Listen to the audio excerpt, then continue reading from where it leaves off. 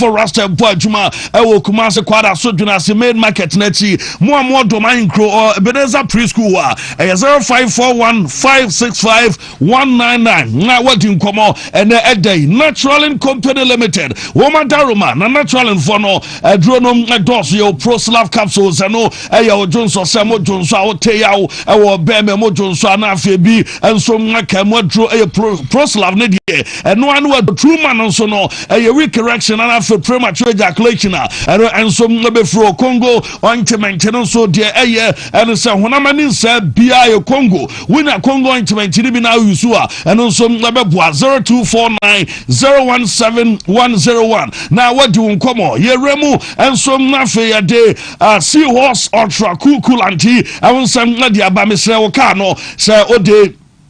Coolant biabe guma memfa nsuo bi wado the plain water and edi gum enu timi say engine no e ma chesede etimi e ma ne we na che ene ade na we see was ultra cool and a coolant no de enu so mboa and say prevent car no from overheating e ma engine no so aye adwuma ye enti anu ahye no so anafe aba ne say ne so engine no so mla rase anasem bia corrosion bi and so mla take place and nyina no etimi age e film to see was for no woman asem kan to say fitafo and after drivers munyina as say a dear friend says seahorse or cool anteno and I be sum amaka na ma oka no and so etimi anantie open chemu bia obetimi afre 0544 133 169 afi wonso waje ene water cool antibi na afi enu ama kama ejama currency ventures was here drodom aye dro na aye ni na say aye namu ya red dro be ma emza be ma die so be mana da pa dia na ha trade bia okutam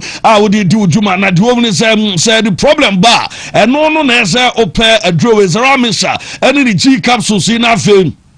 We used to be, I know everything I papa, a union idea for Zaman capsules and also no as a Bema, I want dinner so as so at Penufoya or Mufie, I do 65 or 17 in ano, Munya Drebi, and also Nababua Hindi, about Mr. Anusua diabetes, and about the blood pressure, I be call 0246 348 334. Now, what do you come up? Power specialist about hospital, Yamame Doctor Kosia Diaya, Waya Juma Dana Mami. And some yeah, Nina say what they draw about fibroid and a kidney, and I say also we are fatty liver, and how I Oberco power specialist about hospital Yamame Doctor Kosia Diaya, Nasue and Afe Jumediano, or some D Adiamo Diaya, about Tonicano, and some Bois, Ama Numatua, Betimia Boapa, Nahaba Mr. Nusum Bois, and no a malamis no malaria journal, and some treaty at Yamayamame, Awaka Kwabenya SCP Road, our power hospital bus or Kumasi Feyase, Bosumchi Road, our Diaya Johnson,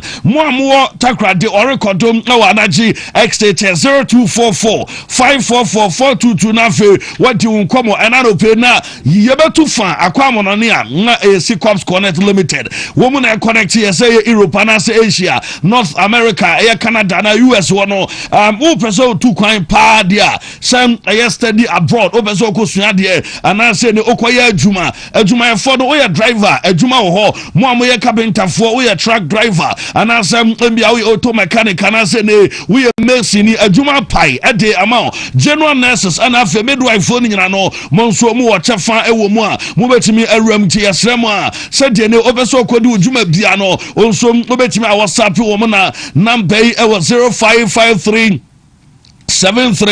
2982 na for no mo adin komo kire so mo ya bibia ria ana abetu asikanti anu ahye no so adem amame me dima fe Dr. Time da so yes Dr. Daruma no pay was say brana fe watena sia odi enejuma ena no pay e stroke ana asembia e prostate na sem awoi e be mfia bebre ni awotimi ma wa complain ya Dr. say wo de DS bia afato nche na fe e brano mfamrento so na Dr. Time da so mo say enkancho say ni nyina achi no yade bia yesisie enso ayade no fabra na afi omra na omwa na nuamanye kama emfama buakwafo ana afi Kumasi Ashanti region munyina modumani kire buakwa agugu school junction wo akran so apoku asema yera 0244 774282 na afi wadi unkomo na router product no ewa jomas your router mister router life ana your router tonic router mister no enom aya 3D malaria yi enso ngadropa se ne malaria hawadwen na ene me kase obu o anu pay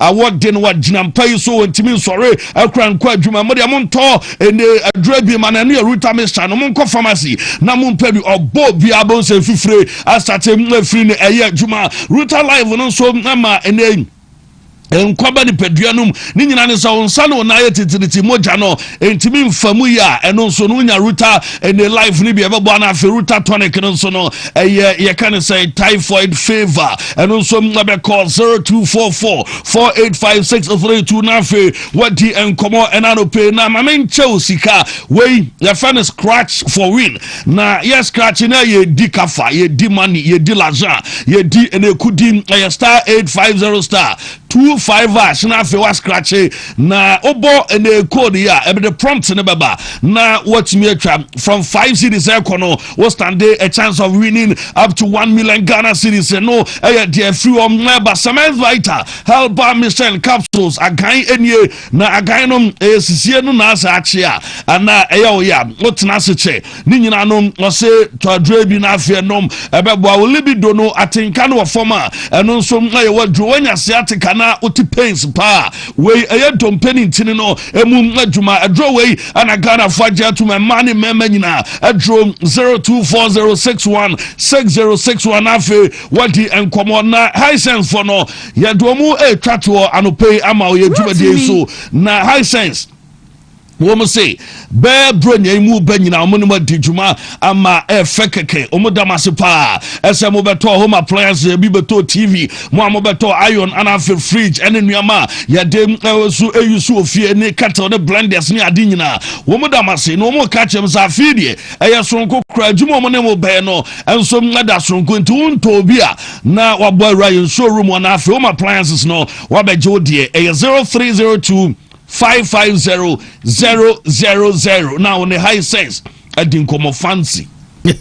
Well, before say you be come on name mama share Gengemed dental clinic hona open a ban sebia num sebia dental would you know who problem ever was saying was cinema catchers your incisors our canines or premolars and sana waba benya molars archers on our domo na wanted to be bottle crow see sena debiano ya jaw and so and I want to ban sana waba crow ama Gengemed to cronamau and I was saying and see and I say we born braces amani in also line up kama waba kwama Gengemed and so the braces no and so I go send so my celebrate no and monyam no so ebetimi apeye aye tate whitening and abesawe extraction and abeso ya na sempo de no ebia wo se efemfem eso and abu obeso failure bamori so no doctor and some abekasa na the branches and also pa omomo aye tamale and the mountain so no aye tissue glue on post office d and him shana for encrying and important aye atomic down and asenu ngwa main lorry station and a commercial so de maka trust abe project Ukraine wo fa so area called Bantama will send us so building a bank our from no a slow and a Gengemed our oil juma a 0559139582 na Gengemed and so enjoy so now 3p garlic meshano a 100% garlic extract ana ya the natural plant juice and so account na vitamin ashemuma ana just minerals ya can send you an no just here the money per journey no ebi some moment so to be now one of my size or some we are getting no and some brama just vitamins no and just minerals not by the animal and it is a utena you be a debiano wa fu I bloated as a wafuno a kapu from a dry ababuao high blood pressure abacol sugar level and some other back to normal so your banner woman straw pens bosumeswa debiano bones and wayase and some to 2 wayase janwa what drono 3p garlic meshano and a bedu akajana amani pedrano anya no fa wodi kama ba bia tonto bia ukwa also pedro ubenya biato 0248928824 na 3p and kasa na kojak farmer yes one ana day aye kojak chanko aye toothpaste and some aba and no another brush with teeth and opanion number and sana kojak regular aye fluoride and so be jumani ye ebemu onum ayehwam kama ebema ne kan sa wo gam no enso ebenya ho de ebe support eye wo seno sere problem biana na nka wo sa ba biana no enso ebe Jesus the moment of for ID enso ebe ko chesa wo se ase na ekwakobo ban nyina no eno ema wo seno so nya ho de mapa ana kojak omudi pro code enso aba we no so tie o ya ana se bia wonya code pepunum enso ani aja wadro no eye kojak pro code ana mouthwash no wo mo kojak P ani kojak F mouthwash ano emonum ehwam anopa wi anwumra najo aw mache o ko dofo ho a won fa esanse we zi eye kojak omo mouthwash ne bi eye 0244559597 either sir won crane no patwa be ko o kanshi draglin and ase kumase ensom eye central market ya won sa ebe count dia na Jackson enie na eno no buy out chapa Dr. Jackson die we bia nim se men kwa media no meseme kind 26 years enie enti 26 years down Dylan eye me enso time am tell Jackson herbal medicine so enka etu eye 3D malaria no etu ase one time dey hear no say we be tested for malaria na basampa MPS o mo janimo we be tu malaria say eye typhoid ebe ko honamra honam tutu wachi eye bramo jonku kaseno ene chese no mpani nyina mu no ahodema pansom ababa eye kokwentu pese wani aye kokko anase o mo janimo bomori enso be pe Jackson co capsules na fe asa tu constipation no ase edama na we no asa de ana be say ba no bana system mo a modi no ya Jackson natural capsules eno ena ma ne kan say de enso aba aye oba emu na fe bama onso watimi areche aye o climax intabia no we aye Jackson product and ya kan for edama pharmaceutical shop and herbal shops ni nyina mo 0244723541 on a Jackson and so and kasaya yemra yen question of the day this one afi yemra when you proudly brought to by Amusu P say yemsa say when and a UEFA Champions League player of the week when and a UEFA Champions League player of the week Kabo ya sabe amakoma mfie wo se Tillman and woko de amano gide Brown Junior se Benfica goalkeeper no do all eno do de abanana J Kwaku Junior se Benfica player no ana unya man of the match no shot drop no and woko de amana no de ne ono so de abawe Jonathan Spence or say to me it was Benfica goalkeeper no what a performance and no de aba Terry Kwame temperature so be for shot drop no message man la Russo say I'll go for the word João Pedro and no message day and some I'm not be enough say apologies okay I'll go for soldier and no message or also the aba Benji say Pedro and Pedro say Kofi Nyamiche Yao Pedro ono enso ana woko ede amanene ano penti on the watuni din Kofi Nyamiche okay fancy well now MA Karima say I'll go for the goalkeeper who punished Real Madrid on the front Anatoly Trubin ono asem na chase we fu akam and so edene diano ede balance and MA Karima no na fu akam and so say fancy listening to live from Manchester the farm no egwase de ba ana ne kunso say aya Andras short drop no and over 40 aya player of the week and some Matthias Tam Lawe no so achasa João Pedro no and over 40 Edama Kwaku man was say 140 ma Benfica goalkeeper no na so ro kwa UEFA for na short list no yes some of the short list am other players some akana Kwabi Jeff say João Pedro and afewe and so aya João Pedro Evangelist Michael Asarabedi an evangelist and so a day a message and by more messages so no mum ya brana swan say ya kwama no yamfa bent to quotes and my way na fe and kwa onum say basa for the basa no mani ajepa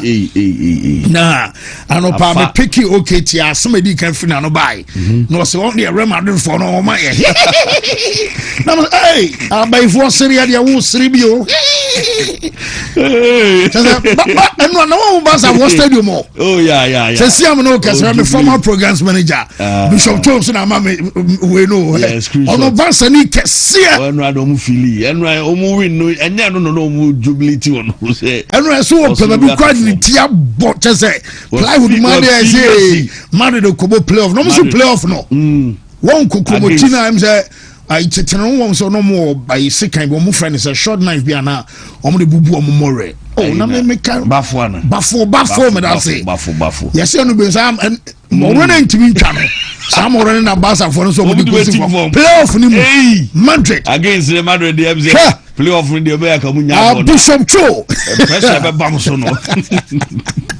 I am a coach now, and then so can be also. I to moon trap by 2 until you come by 2 Mamono. 100 horse any. Okay. BW36 E19 2BD near 100 27 horse BW36 E0C 028 27 horse Yamra 16 BW36 E0F 788 16 horse I don't know yeah about 10 horse BW36 E0C 668 last code A5 BW36 E0C D15 auntie eno eye code na ye de ama no anamanfo tam ade allock be di no padlock ene de but we yes regulated at any time by the Gaming Commission of Ghana. Boys they come that's that right there I let you come Madrid TV na bondo easy cry masa na no bi ka jo se Benfica be she Madrid where is that jedi what they do mo ni man be babon se the city e serious na mo na super aye Madrid mo players no I said that life na doso do mo kon de do mo tin we Mbappe na ka say inconsistencies team no team no o bonne ade chia na na wo hwie na wo say boys ni oma ye ko foreign couple enkomra enye ne dia be dia anka no ase nkoma hye sekanya be ne dia na medin na me de ba be of course ne anka weekend nkanya kra o go collect am weekend kwa bia so ye be jiska yes ye ko foreign abana ye Facebook no yes ye old page and also Mark Zuckerberg and no crofo massage o me ye kon say ye ma highlight ye ma ba be tie so ya page less than 4 days and I'm almost 10K followers on your TV on say QR code yes and your quick response code and a bottom right corner right corner also phone camera the chest swap e be link about bosso and over Wontumi TV a new page now follow now I like here share and predo be able so share na fee I will throw and so and you be ashanti no and so I don't know say kabo be no okay and yeah mama nko so real quick na ye fa diaka no ento aso fa ma yeti so ye kwama no and I no pay this Wontumi sports buffet ye ko foreign Angwa juma no you Yami wohoda Se uji didia Obeya juma Esachre no you Yami wohoda Se uji didia Obeya juma Ye bompaye Shamachi Shra Yehuwa Ilahenu Yehuwa Ekat We ahata et Yehuwa Elohika bika Uvika Naveshika Uvika Miyodika Tode Yashak in English in the name of Jesus amen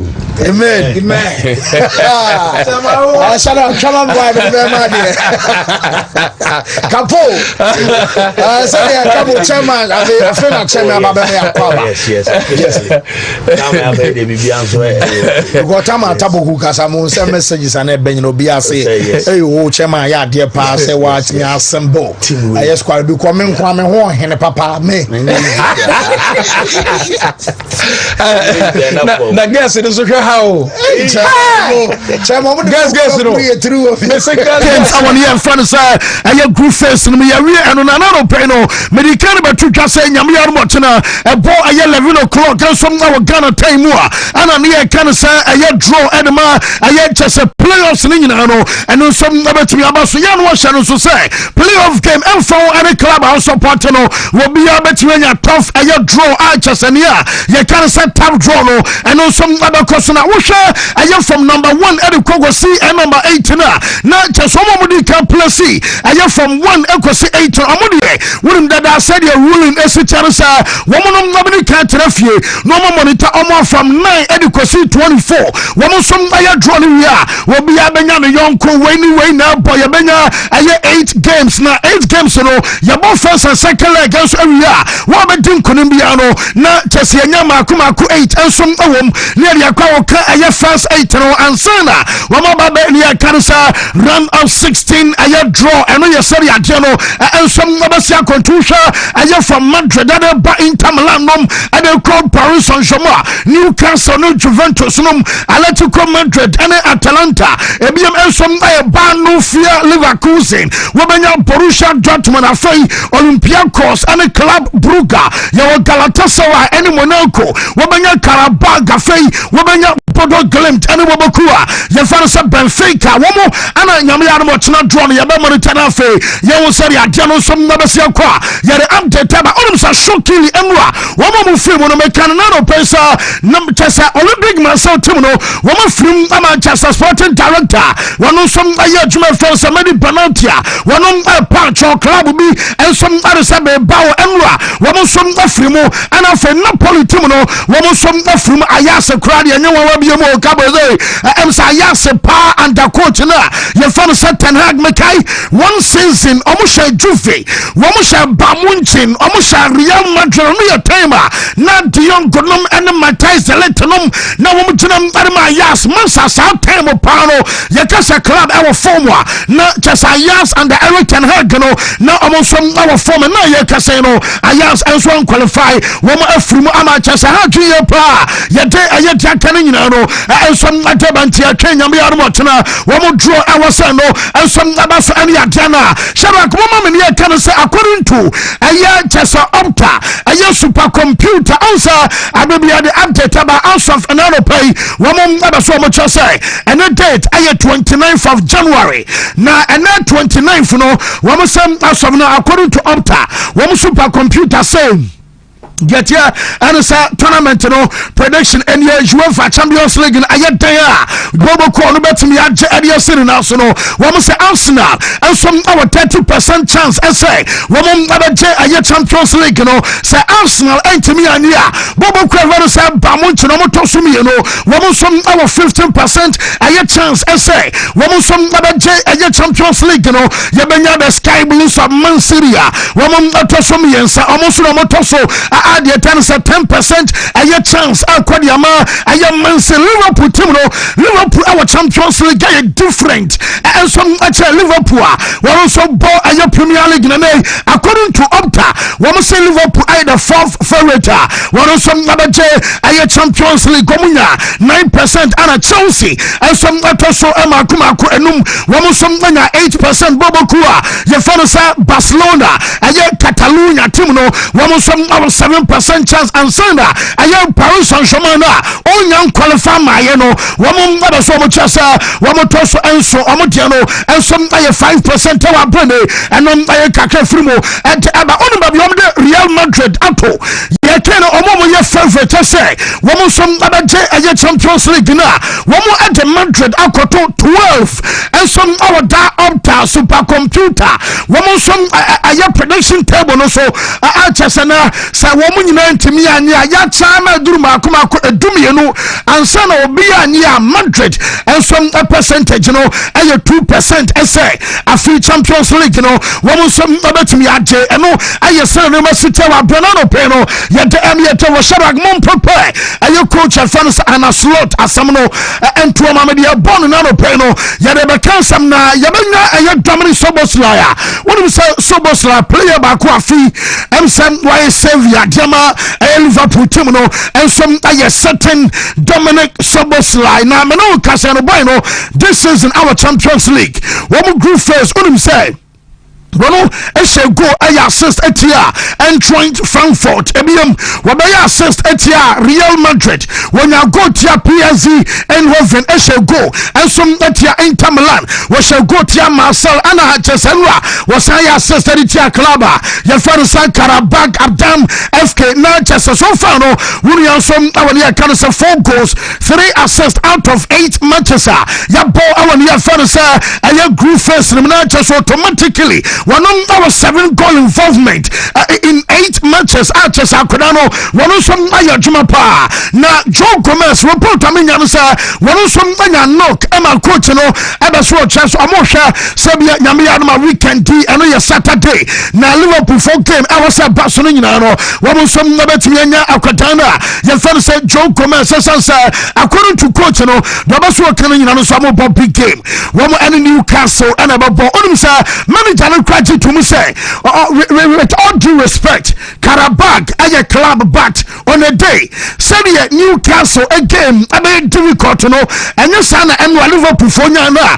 One more somebody says 6 in today, one more son can be about Drew Yamiama Saturday, no, not just a Joe Gomez, Ayobia, one of I have available and swinging Amono, Yamasan can say manager for Sir, Abia Jano, some about too soon, and Yama, a club now, your day update, and the Akanino, and some Mamma affair and a slot, and so accepts another Petopaya.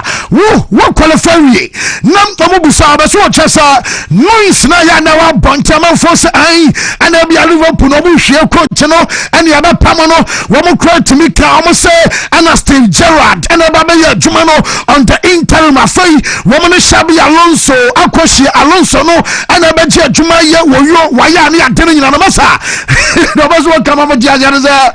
I have 2 seasons, Penio, no more Europa League, and Okran Atalanta, and then you move through. Now, the moment Abakas has some, not just some Jabe, and your coach, your family, your club, no section of Liverpool supporters, one some our outside, other so much as coach Yaya Homa Swo Papa, na Nipana Ujaben no, and a boat a squad at Towa, would you have Premier League last season? I'll say a Jama was at 450 million pounds. Why was say a car? Near Jaisa Yankadi or the buyer said you're most motoyano, Munya 300 million, no so common can, but Yajama, we answer what your father, coach and other swatches. I say, Casaquano and Nekram Medemako ye, a chamber 2 seasons ago.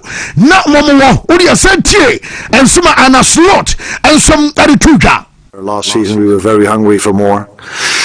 So we're happy that we are going straight away to the last 16, especially because it's only 2 years ago that we were playing Europa League and we went out in the quarterfinals against Atalanta. So 2 seasons in a row now, being at the last 16, and this season, as we were last season, we were very hungry for more.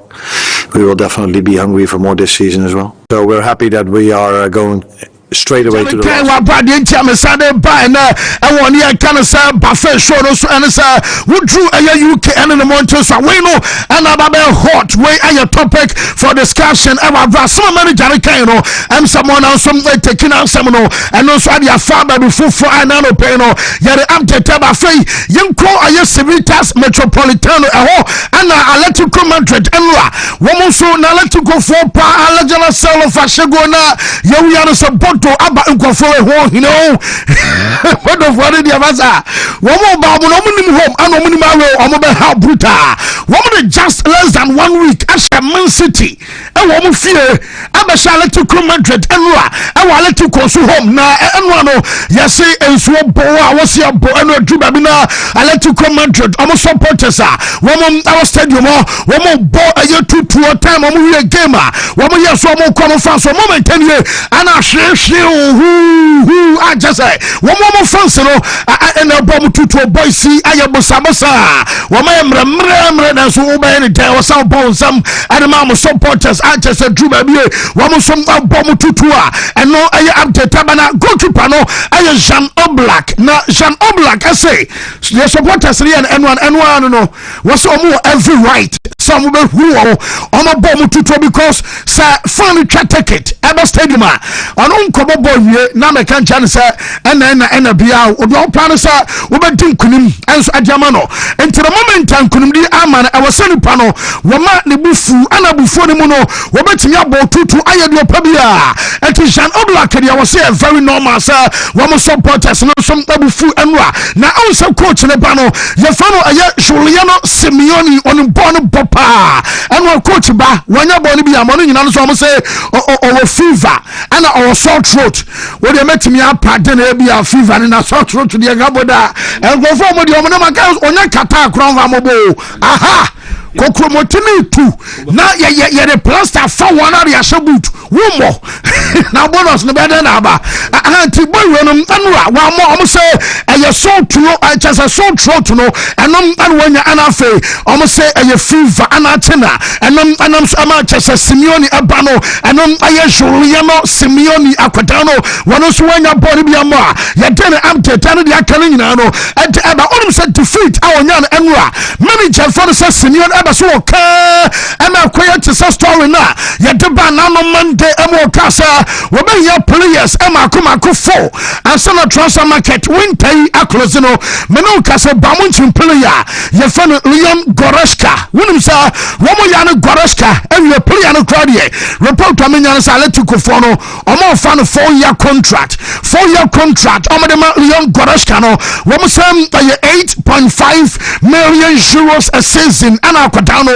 wonom abaje na omo submitted 2 million and it cost 3 million euros and yama aye bamuchi because we betimi akọ for free ten about 2 to 3 million womo de akọ to buy for them de akane nyana say buy for them abema just go ahead womo de ba pa de nyana say Leon Goretzka and obi ono and some abajoin boboku a ye fa na Atletico Madrid awa brana no pay no ye the update about losses obakaya ye ko aye PSG when you say Paris Saint-Germain for them last season woman qualified top 8 na among the playoff and no friend of face duro no PSG asoja hey do mo share ni bia pa na uko sa and a PSG ni kwaje Champions League I feel so woman answer qualify for top 8 woman say be playoff yes man was na o ga say unu yi ye tia so mprenu o da bi ni padia no utia so mprenu a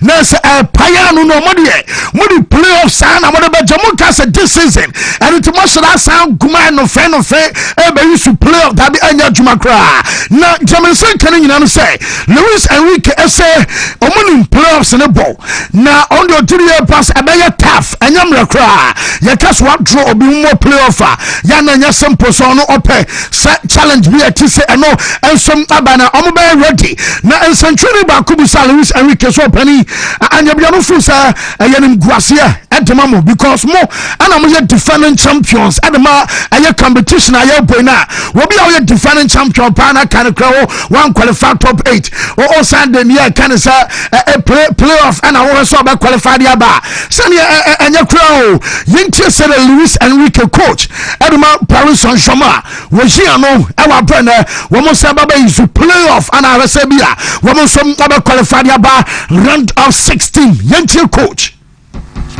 Is there any shame in not finishing in the top 8? Well, it's not our plan, but if we analyze from the day one after the schedule that we have and our group, I knew that it's going to be difficult, and it was. I have to say, I think we deserve a little bit more. But football is not about deserving, it's about winning matches, scoring goals, and that we have to improve. You're the champions of this competition, so everyone knows. Yes, I know I can free manager fans Luis Enrique Asuere Benano Peno live on the Wontumi Sports Buffet show archers. I know I can but one himself Paris Saint-Germain player your fans Richard Kvaratskhelia one also new pro report I mean you say if you know Chris Kvaratskhelia better also boy no more fan now you free Barcelona your fan draw and you'll be on a midfielder but Jamin say can say manager fans Enrique more qualities our kwadalemo what do you about attacking trial also a PSG on a normal day no so be a fitter and you desire duel on the right now when you Kvaratskhelia on the left now for Usman Dembele one and spearhead anymore and to say no Kvaratskhelia no report I mean one in the position and I say no one more to me ama Kvaratskhelia first draw e benkum so na still na Bradley Bakola e will be am bench na no because we ban e be adu ba bia when am kakran so abontia no e said ya na ye so mo consider no ma ye dey e update ni na no and some at Ebama Barcelona wo mu team sense me no ka se bonsa de se mo no de ntwa mani abru ni na ye sikasemo because Okondo player e ska ana rebato e bia Okondo so be start contractor ni na ye sikasemo bia ba bedui wo se bonsa wo mu timi amase e de UEFA e de bane wo man kasa mo de mo bia ma kwakotu ni na no Barca nya 87 million euros as of now I go so I kasa no wey ayo so far package our group first and kwa Barcelona and some adia bana Chesicano and some pejaba 87 million euros and also adia bad to cry now okay the last time at Barcelona woman free kick e shall go our Champions League anymore woman kind of famous Messi a free kicker woman to Liverpool 2019 now first May and na Dembele kwasa chance be a Messi jan on to from say you obi wa sha tere was you send one sampa woman ko Anfield jamu pa ba Liverpool fe baako mienu miensa nine agragro no mai Barca sinchen now for the first time after Messi year 2019 no say I'm 7 years almost anyway and Marcus Rashford and so at the free kick e shall go enra and some anima Barcelona team no and some our Jumadi anymore one of say Rashford our Champions League no one of some a different player I just say ball La Liga money at the Champions League ni dey am say omo shabo we so ankanya kra obekai one ba Newcastle babu bob Manchester ni ateno Rashford abu bob 2 goals be Emma Barca babu tu baby a one some adru one say so far Rashford and the highest number of goal contribution Emma Barcelona our Champions League anymore what kind of goals any assist eboma and a 9 goal contribution and this season Rashford so far one of some Adama club no now you be striker fan sir Robert Lewandowski Mama Lewandowski after the game on also dinkomo kakrana yente the brapeni and some Adama Barca media team no sometimes in the game that the first half we didn't back, and I think after the first goal that we scored we believe again that we can not only win the game but also score more goals, and in the end we scored 4 goals. We qualified directly to the next round, so I think this is very nice because we have so many games, so sometimes if you have time to train and to take the rest is also nice for us, and I think we can looking forward now, and we can be focused for the next game. Robert Lewandowski na what you say ya den accepts Emanano pay live on the Wontumi Sports Buffet show Sharak me mamo aye Rafinha so aye bi na Rafinha de no wo mo pon game na o mo nam aye Chesetano ni mo ko aye dressing room ye hu sa Rafinha moment ni ye ahano all culture linesman sa why ya japa won ma juma pa na sa why ya juma excellent job analyze man no wono som aye answer e obi anko nka ba anko ye di anko beka ba ye say Rafinha culture linesman sa wanya excellent job eno aye chesen komodia wono som di na report am second say en som na le jaba say coach ye finance flick tie Barca coach ne say wo mo quality am betim di age Champions League na di so mo na so na mom e wo so mo improve ana improvement so enye 2 days and you improve enti start and you free na ya kasai baby baako mienu miensa bi won ma e so mo hye mo kenesa se team bi and di kan hye wo baako a there was no way I be abasa beti ababete enso ababeshentina e free na kwa ya kasa osani a ya kan some improvement and you juma bi also mo ya bia no e so mo so aye na wa bra guso aye ka ensa wo hwe aye top 8 na no pay make sure say clubs so mo sia kan e wo Premier League ni mo wo mo ya mako 5 eno aye out of the 8 Arsenal e wo Premier League ni mo Liverpool Tottenham Hotspur mabom yensa Chelsea and Man City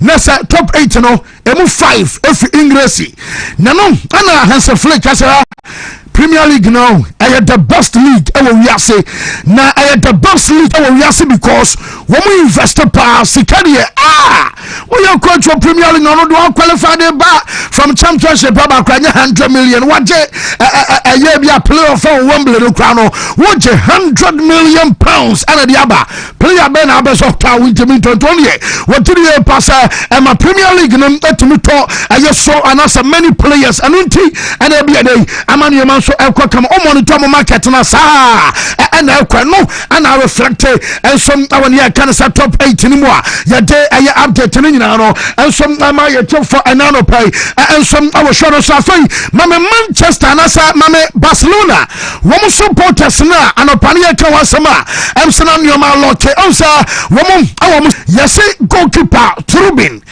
wo no ashe goal adietia Madrid no bra yankuni yenchede de kakeno mu him ebi him handkerchief ebi him scarf one him maza enyo mo no ma se go wo ma te se go bia pai our stadium dalu yenche kakra omo concentration I was saying man nyina no eno so akoso enro wa brana no pay no yare update bana Madrid jana ye ka wasam no ye beba so later enche bia bat ma men from in that all that their pop controller when some Man City for either say wo mo drew 1 of 60 kwa say yana men person me don come because playoff no wo mo nyam mo Madrid e come playoff enti Madrid abo playoff wie Inter Milan nom na chese bodo glemtenum ene ya de mo nyina so wie a ene e ba wo sari ade no so obesi akona Ryan Cherokee wono ene je man of the match award akona say we are very proud say no born board ma the scabbers of Man City na onim say player no e cross waka say the manager no set omo up enwa no was players na ni jepe basana wo mutumi ya drum ba so mo tutum say no say the manager for no support the system awodi sha Galatasaray no utum say nkora no nyina jitum say no ana so fam say be favor mo ye pa na mo sha no so from January elkoi ye dia afei na ya ba register bie na Santoine Semenyonom registration ebe kafano Magay registration ebe kafano Man City so be mia almost squad ni mo a eno eye Jeffrey City faso ye ensom na ta abana manager for support say sa new Champions League eye face we know we say I like it. Nemom Bobaso telling you that am I bought 2 more extra games. Oh sir, that done about 6 matches, 3 home, 3 away. But when we bought 8 matches, 2 more games I count. And one I said I said I about papa where the new format arches and some ajeho and also our Jelko Amanto Maradona Stadium and Coba Antonio Conte Napoli fan qualify playoff on my film Nesestina no Conte some man focus am say on the domestically abafie say be a league and the can say fie dia no dia we a champion to from Europe no am say I said to asubiem now Conte say enwa woman aye world champions and a boy as I said Chelsea that so ye honest and ma club world cup no now so according to Conte or say enwa na omomodombo e was for a Chelsea what a result no say aye 3-2 aye deceptive now say be about that down but we shall match ni bia one major to Mr. Bona Napoli for Bon Enra will be any players a pro planning in Echicrano what do you about omomodombo was so and some other Chelsea omobenya nan koma qualify ade kwa animu na komani akesefo na wa Europe no ensom ababo bat omanya sa do ba so kan nyina nsam no anu kwa nyame no mie na nka wo Napoli deserve say wo ma qualify akọ aye playoffs no na omanya no no mu san say na Napoli elimination akamu ye nei montimi an qualify ene say betimi akasa e bia crisis ana say bia disaster bi ene sie ana so sana mu na in the middle of Momo crisis and in the middle of a disaster moka wasamnano waba Napoli League. Now you are called Supercoppa Italia, and so we say disaster. Answer Moyana Maja, the way no idea to be nase, Moka and a watch league now, a different champion. And now you also called Supercoppa into Antia Sao, and you may be now Koyama Chasano or went to Yankobata Hano.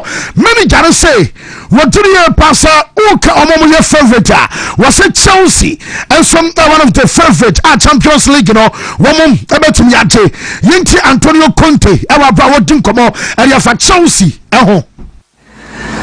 really strong, but not a team. We are talking about a team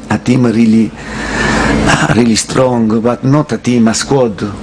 Because if you consider the start 11 and then the player that stay on the bench, and then the injuries player, and I think I consider Chelsea one of the favorite teams to try to win something important. Don't forget that Chelsea, they are the champions for club. We are talking about fitness where they bank team represent Chelsea for no women are champions MR Club World Cup and some and then said you 68% you can one of the favorite Chelsea for no so can what is Conte Antonio you then accepts MR Nano pay and some our show no mama João Pedro we make a post our IG and post no very simple say they said impossible. I said, watch me. Tomwa. No mtiri baso mama mukolusu. And I just say I die drawn ya getting and when you some message our debaya and some Enzo Fernandez said the other day was it Nania Dia Pasa when your special night our special stadium at Diego Armando Maradona because on one cromony na Enzo Baso Chasa woman Maradona ye Argentina nia one of the D our name person ya did the to stadium so when you baby kono and I just Enzo so baso Chasa one of some kind of enra ama Chasa no aye kakre through at Abana Enzo Baso Chasa Diego baby on Bokobian Diego Maradona are very present and some our artists Enzo no one of the signs something now so they buy now the American can say player na ye can awesome no answer and say basa ai yes PH for no one so mo pe ebi kra lenkeno e Madrid and yate yes Enzo and your fan entourage so akwa catch Chelsea pen for say we are very happy our Chelsea one country be aso baso ko and one country be asa or baso free Chelsea akoba bi antene say omo bibia say be a contract and on be and I say be sikabi and on pejamwa yes boy na catch Chelsea pen for say we baso to aso edema club no and some aye kakra fina so ye and some abana Chelsea manager your friend Liam Rosinia one also kasai was here want to cast because we rotate then to because we rotate say only just 11 good players tianie was in say be a players mark 11 and we good no over 22 outstanding players masa coach media kasa party a couple when him kasa too much when him sandra every class hey manager in PR Juma because Chelsea supporters now make us you sick and proud to the game no when so baby you so or so you so kwenya the show me na speed recovery no coach train power and to them say woman shall see kanum and Liam Rosinia Chelsea supporters na dabia no more to for Roman Abramovich no more deep that Agbali matam no and wa coach or Domas Niate now so coach ni say one football no one efa was a son of my now cross enra o me kuntan e ma je credit emfa ye fa na se no emma ni players o mutuna ball woman ana ko boy woman na safato mutinya fei ana oba beju obi shine yentel Liam Rosinia and come right after the game what the so ball emma ni players no one je credit emfa Liam enye I give the credit to the players. I said when I came in, they lost a manager that they really respected. For reasons that are beyond my control or knowledge. So when you go through that as a young group, to come back and then to accept a new manager the way they have, for them to work as hard as they have done for me is a credit to them. It's not about me or my ego or trying to prove anything. I'll try and do the very best I can with my group, with my staff, and hopefully we can have more really good nights like this. football is not about me. Excepts and I don't pay live on the show. No, yeah, them a fair call. I Stadio Dalu. I wanna end Real Madrid. Obiana, some of the toss for Tedo. Matia Basa, Baba Tosso Knife. I table Jaminian say, Side game on born and Stadio Dalu Benfica for the no. So when your time I'm on the game to be a report to Minian say Madrid a players no America Mukoya, what can you not to Bomwa? I 142 kilometers and no I distance just a Madrid among Kodano and some Akavaya when you compare I Benfica report to Minian Benfica for no one cover 152 kilometers Nessa Benfica players no one cover 10 kilometers more and some Real Madrid one players now just and one some Jumapa Real Madrid a concede 22 shot emu 12 na a target tibu koto nkwano we make 7 saves ya kase goalkeeper e make 7 saves what you say shot on target makoma ko 12 no what you fan say what chimu 7 just 7 nkeka ho a Madrid ebetumi age 11 enra anti na makora na waje man of the match on cast on nkwa no na nkotimi she 4 goals enra no na also do na Jose Mourinho timer goalkeeper no she goal no you say Jose celebrate but baby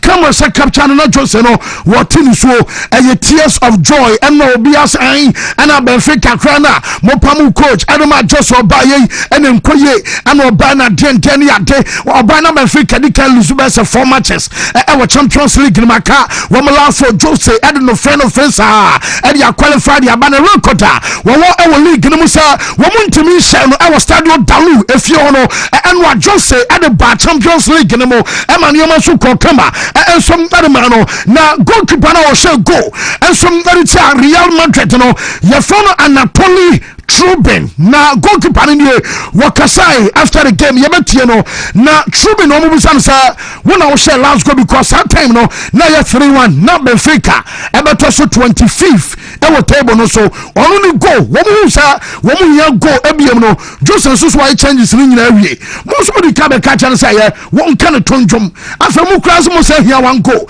and wo catch goal gban say besenko free kick ni ba mu pagya ya amasa na say goalkeeper was some few weeks ago a kete and share the same goal and as a similar and yet FC Porto no more lose now so they answer and then against Madrid or the Arsenal one some one count Yenti Anatoly Trubin that's what to after the game.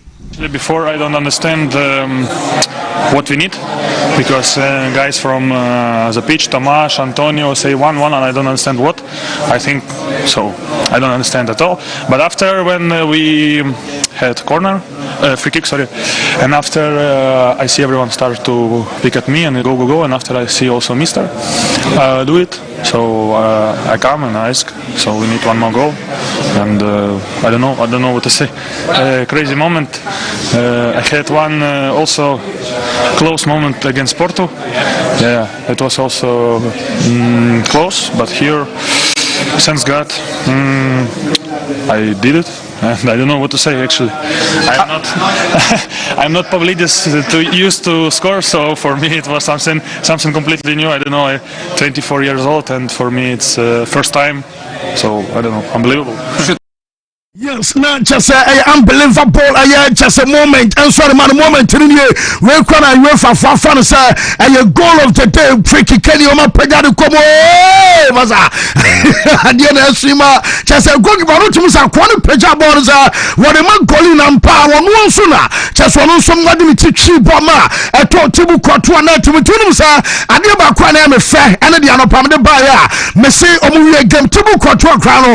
Now a bomb goalkeeper and one crown. Because at your moment and time see and it says see and my opponent yana one money and my opponent what Bonnie Panos so just say and I know possible celebrate etia Real Madrid but also in the heat of the moment and you are doing now yana be at say ba Madrid no the amasa and Dana Kuma so be kaya na no ya basa one more promo Sabi Alonso no one more starting ama obekaya bebe yesa mo na kra say wo mo fa dwuma na ma Jose unim say na Benfica for bi kra wo gidie bi so coach no kra no am say bia obeso ya na pam no ntina wo ma Benfica results and shedan koye na make obekaya somewhere last year obebi me story ma say Jose and Benfica contract no so ko basam omo sakena wo mo ntua hwe ana so no so yesa bia wo kwa ono so mo ntua hwe ntitam bi opobia no wono so atumi kontina wo mo no mo yesa campaign before say Alonso enkoye aye pam no nyina no yeso mo tiri pasa avoro balwa to me still discipline our club no mo enche ne master ye friend Jose and won put the right man over to me affix aye Madrid almost on your na mo fa juma na Jose na Jose ba no catch him say from Mbappe me na me share goals and to me defend ya ko bi said Hazard Jose time as what Chelsea na omo tiri ba so we na be juma no na obi cross him centrally ba ko bi die yes what tiri pasa enye nyankopon na amamu nyina mani magu ase musori ai ana Jose wapem ana oso retai ana Jose wapem na idea sasa na mu ma say team na enye na Jose akọ no de akoya busa wo say wo coach na wo so giniti no ye de Roma e ma na nko betimi de Roma e de age eye conference league almost first ever European title busa ho chesana musori amse ai ana Jose ayemre ne adesa na maka na maja ho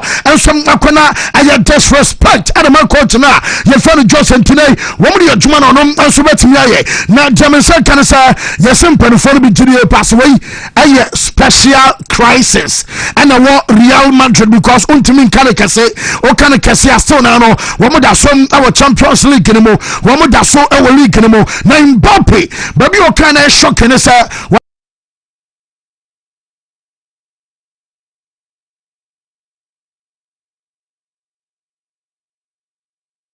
Tumu kwa mutiye mo de 2-1 bi na pewie eye first time na say mo first time mo de koba ya mo ba je 3-1 ba je ye 3-2 ba na 4-2 no mo mutiye pa na eye nim guase ensom tare ma club no ama chese na nyina no ye kakra firimo ensom ate banana no report o menya no say so tena bi ekoba se bi a Madrid e decide say wo mo ba sake eye abalwa report o menya no say Aston Villa, womu coach Unai Emery, ono so mo da so monitano yeso enkomo crash aserata na sina Unai Emery ba Aston Villa wesi aye rebuilding ebesi na ye kase no womu tiri e ba se Emery si obi a Madrid adwuma no wono ensom ebetimi aye ntina ye kase womu monitor so de ntentin a ye de aye update ni nyina no ensom ate abana mama kai gonto one say wono de tiri say Man City for no womanya momentum and say was born eno amansiri botia Galatasaray ne chese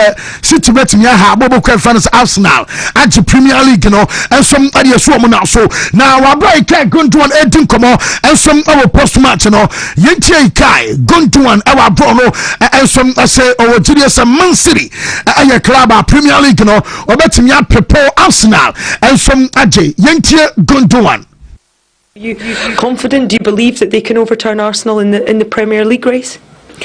I think so, yeah. I think they have the momentum right now, and the past has always shown, that once they get that momentum, it's very, very difficult, to get something out of the games against them. Yeah, they can go for a long winning streak right now, and it looks like that they have to do that because I think both teams play on a very high level. But I think that's why the Premier League is also one of the most exciting leagues, because you have all these teams, and it feels at the moment, that everyone can get something out of against everyone. So it's a special league. It's amazing to watch as well, in front of the TV. That's why obviously I'm following it, yeah, it's exciting. But obviously I wish them that they are able to do it. No aye kakrai kai gunto anso eri tu dwaya yemra so na fe abedwa forma na yemehwem eno Champions League no Real Madrid shockingly women so the playoff and about Paris Saint-Germain for the second year in a row almost had the playoff and about how would say what the playoff about James playoff now you almost say playoff the about GOD eno no na demonstration no and I say illustration here jam on your screen where you said here obenya a new page our phone no show TV na bottom right corner e one a day QR code quick response code a day abonto do phone camera na kire so pa na say link e de be ba na do be ba in Facebook page wana wa follow amena for daroma aya share empredo bia e ma foforo ensu enya bi Mike now bibi I find it. Okay. Already adum kakra. Champions League no edu stage say ayana ayete say Yinyan drew the penultimate. Yinyan ben ho kra. Whoever says the Champions League there, Arsenal, man for buying for your Barca for fans, jubility, all of that. Yeah, Yinyan drew home. I've always been saying, the Liverpool for 2 or more last time out in the me person me chamber corner, yeah, the Queen Mukakra. Remember last year before we drew, and Liverpool had the best side of the Champions League. Yes. Not Inter Milan for no so air hydrogen power, but you drew actually not only more. It has been very, very, very beautiful journey for Mikel Arteta and the Arsenal squad no, but and no, but some start to Josie and Common.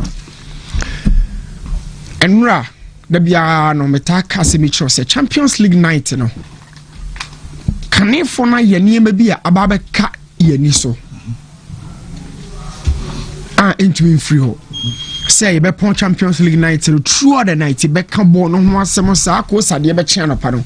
Your figures be either players, coaches. Omuna ya neta SRD no enra na John Jose Mourinho sa fan ntoma no Efraye me na ma dwene kire me say how are ya na game no the preparation tie no sometimes you coach ya utminya a fully technical squad bia yaw kakra bi na wo de beka ho unim die mu no ya na nye kakra bi se kakra bi players omunim ball ne ball pa no u coach o ma mo coach na edene players nim ball ne ball naturally work the gift, the ability to have the ball at their feet. No more deciding, you know.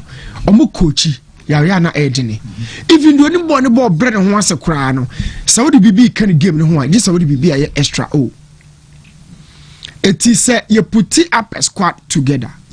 Now omo ye average. You can say none of them are exceptional players.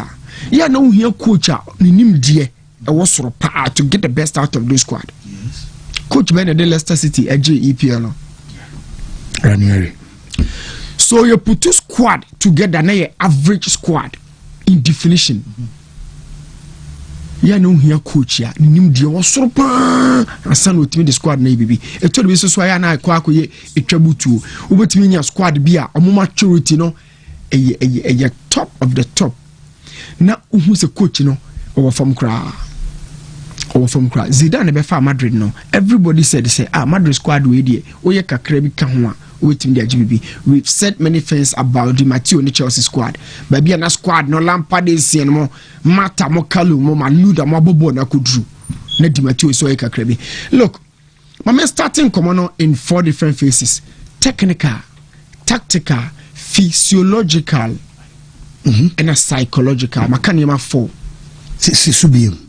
Technical, tactical, physiological, wa ho de na psychological eyo adwenu do a edo psychophysio wa ho de mu e na wadwenu mu technical e na tactical yaw enema fo ya makamu ba ko pe e na nura e ma me predict say Madrid betimi a Benfica.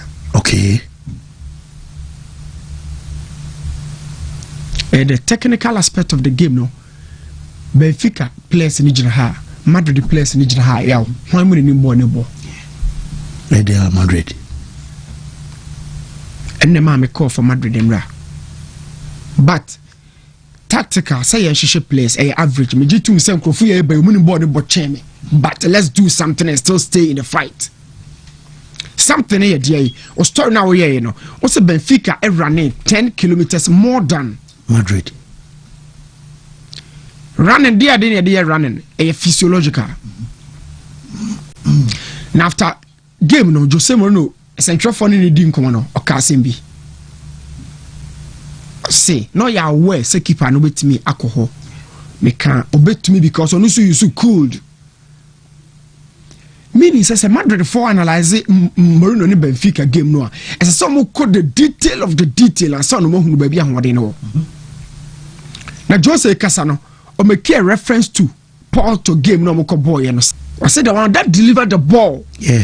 And then the most important. Keep on the free area ho or the nipa mienu agina ho say mon separate mo distance by 30-meter distance. Said be am betimi keep mo eye no close on Vinicius. O share ball no mo at this point you know. Now Vinicius akogina center circle no. Omo train say second ball enu before be no. O de ko baba bi obebo no ka be hu no before be no. Vinicius seven just o baby ball no left ho no na. The two defenders no ma mo mienu no a distance of 30 meters. Nature say mo mienu keep your eye on Vinicius. Vinicius ne gina ho no no. The other ball na chi Vinicius. Vinicius ne ono so na left no nipa 2 gina ho. Mo twen say Vinicius fa ball no. Mbappe mo nyina akra kan. Mo on be kana to from. But this situation Joe Sabo keeper na so all right, but I'll say the one that delivered the ball into that space no. We know entokwa between Arbeloa and Jose Mourinho. Enye entokwa between the squad ni mienu Patriots. Ade na say you tactical na me kan ye. Okay. Maka technical between the two players, the two squads. Sorry. Madrid squad ni Benfica squad ni me. The technical aspect differences are no. Na the other players na be adwuma no. Oni the kind of tactical no. Average. Benfica average as compared to Madrid. Okay, coaches in me anyway. Mummy hwe the squad ni be. And then tactical no. And na psychological no, and na physiological no. What the technical na be kan won ma for no, o ka bu for the system no move akopɛ na favor Madrid for. Me ensa kan nyina na favor Benfica because adwene no mu do how to maneuver your way out. Opponent bia be hia no Jose Mourinho game na mu way forward. Esen Arbeloa de no. So, Madrid me say it was a great night for Jose. So obe announce no how ma wiase nyina hu ni say in fact, free game. Now, Mbappe also said they could have considered 5-1 up right in the first half. Yeah. True. Shall drop Bobo be to go, yeah. Share? The share game, no. We know, meet me near phone check, make a catch room. Not Yanam the Masha Dracamo, but I know, I'm content to make a country phone. She touches, no. Dean Heisen. And in your most touches, I will give him 88. Freddy Valverde, torso 86. Raul Asensio, a torso 72. Where your touches accumulate to possession. Touches in the opposition box. Okay, just a frog does never be any who here. Obi tumrika Messi nante obia ye na dwuma ye ode na menyemede. And you can out to best cabin. When Messi walks, that is when you gather information. It's in your touches, but beyond touches in be important. But touches in the opposition box, Shadia Evangelis Pavlidis, the striker for your Shegono. When you 9 touches, Madrid box. Cristiano Gianluca or Argentina ni Obo with Eddie Benfica. Onunya 9 touches. Omuyenu say 18 in the position box. The third person shoulder up Andres. Also sunya 9 touches. 9 27 in the Madrid box. When after the game say anopakrament and except say ba say were disappointed because no quite measure 4 goals. But onya 2. What would you community now? So a German finishing away opponent in the area now. Now we want to dominate to us. So it really defines whatever transpired in the game. Jose Arbeloa and then Mama Madrid for the Philly said this squad we can still get the best out of this squad. Mbappe striker Ben we are saying you. And then Mama Madrid Busas know. So how many Jude Bellinghams and Obi war? Only young common. How many Jude Bellinghams and Obi war? People do ask. So Kobane Sano and Madrid is and say we have the squad. We Mbappe, we top 3 strikers in the game. Obabo Mbappe di, Omoni di. Top 3 goalkeepers in the game. Obabo Rudiger, Edi di account Omo. So they still have Ballon d'Or holder. I don't know. Come Madrid for me. And you know Modric, Emery no. Say yen trauma we still got 2 years yen trauma we still Mbappe mu years They still want to sack Arbeloa. In Timbusa catch the wadane say Arbeloa the sakoti to players in the com. They say cry there. Mbappe pon training. On any share training grounds bon komo kakra san mo kufie. I'm a country. The level of friendship has really improved. And I'm saying no. It's all down to results. And about Unai Emery, friendship in you.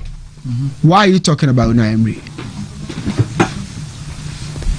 So that is how the game is. No matter what you do, what really cements your position is the results you accumulate on the field. Antonio Conte die yaw. Omo ehunu so ne Pep Guardiola ne Jose mu wakra ne club. Ba bia akra from me say di nkomo no ma Conte fa ho. Na minimum sa come Italian guy obe discuss so I wouldn't want to waste time. But my more Rossini abaso. He's a young coach. A young coach is a sempa. The fact that they have confidence to stay in the dressing room. Now we line up. Now we are trusting the more mechanical bench. And yet easy job. Yeah. No call away. Not a free goes I could go on it. The guy is working. There have been certain systems that Maresca a boy established, especially goalkeeping department. Everybody knows it's a Sanchez with them.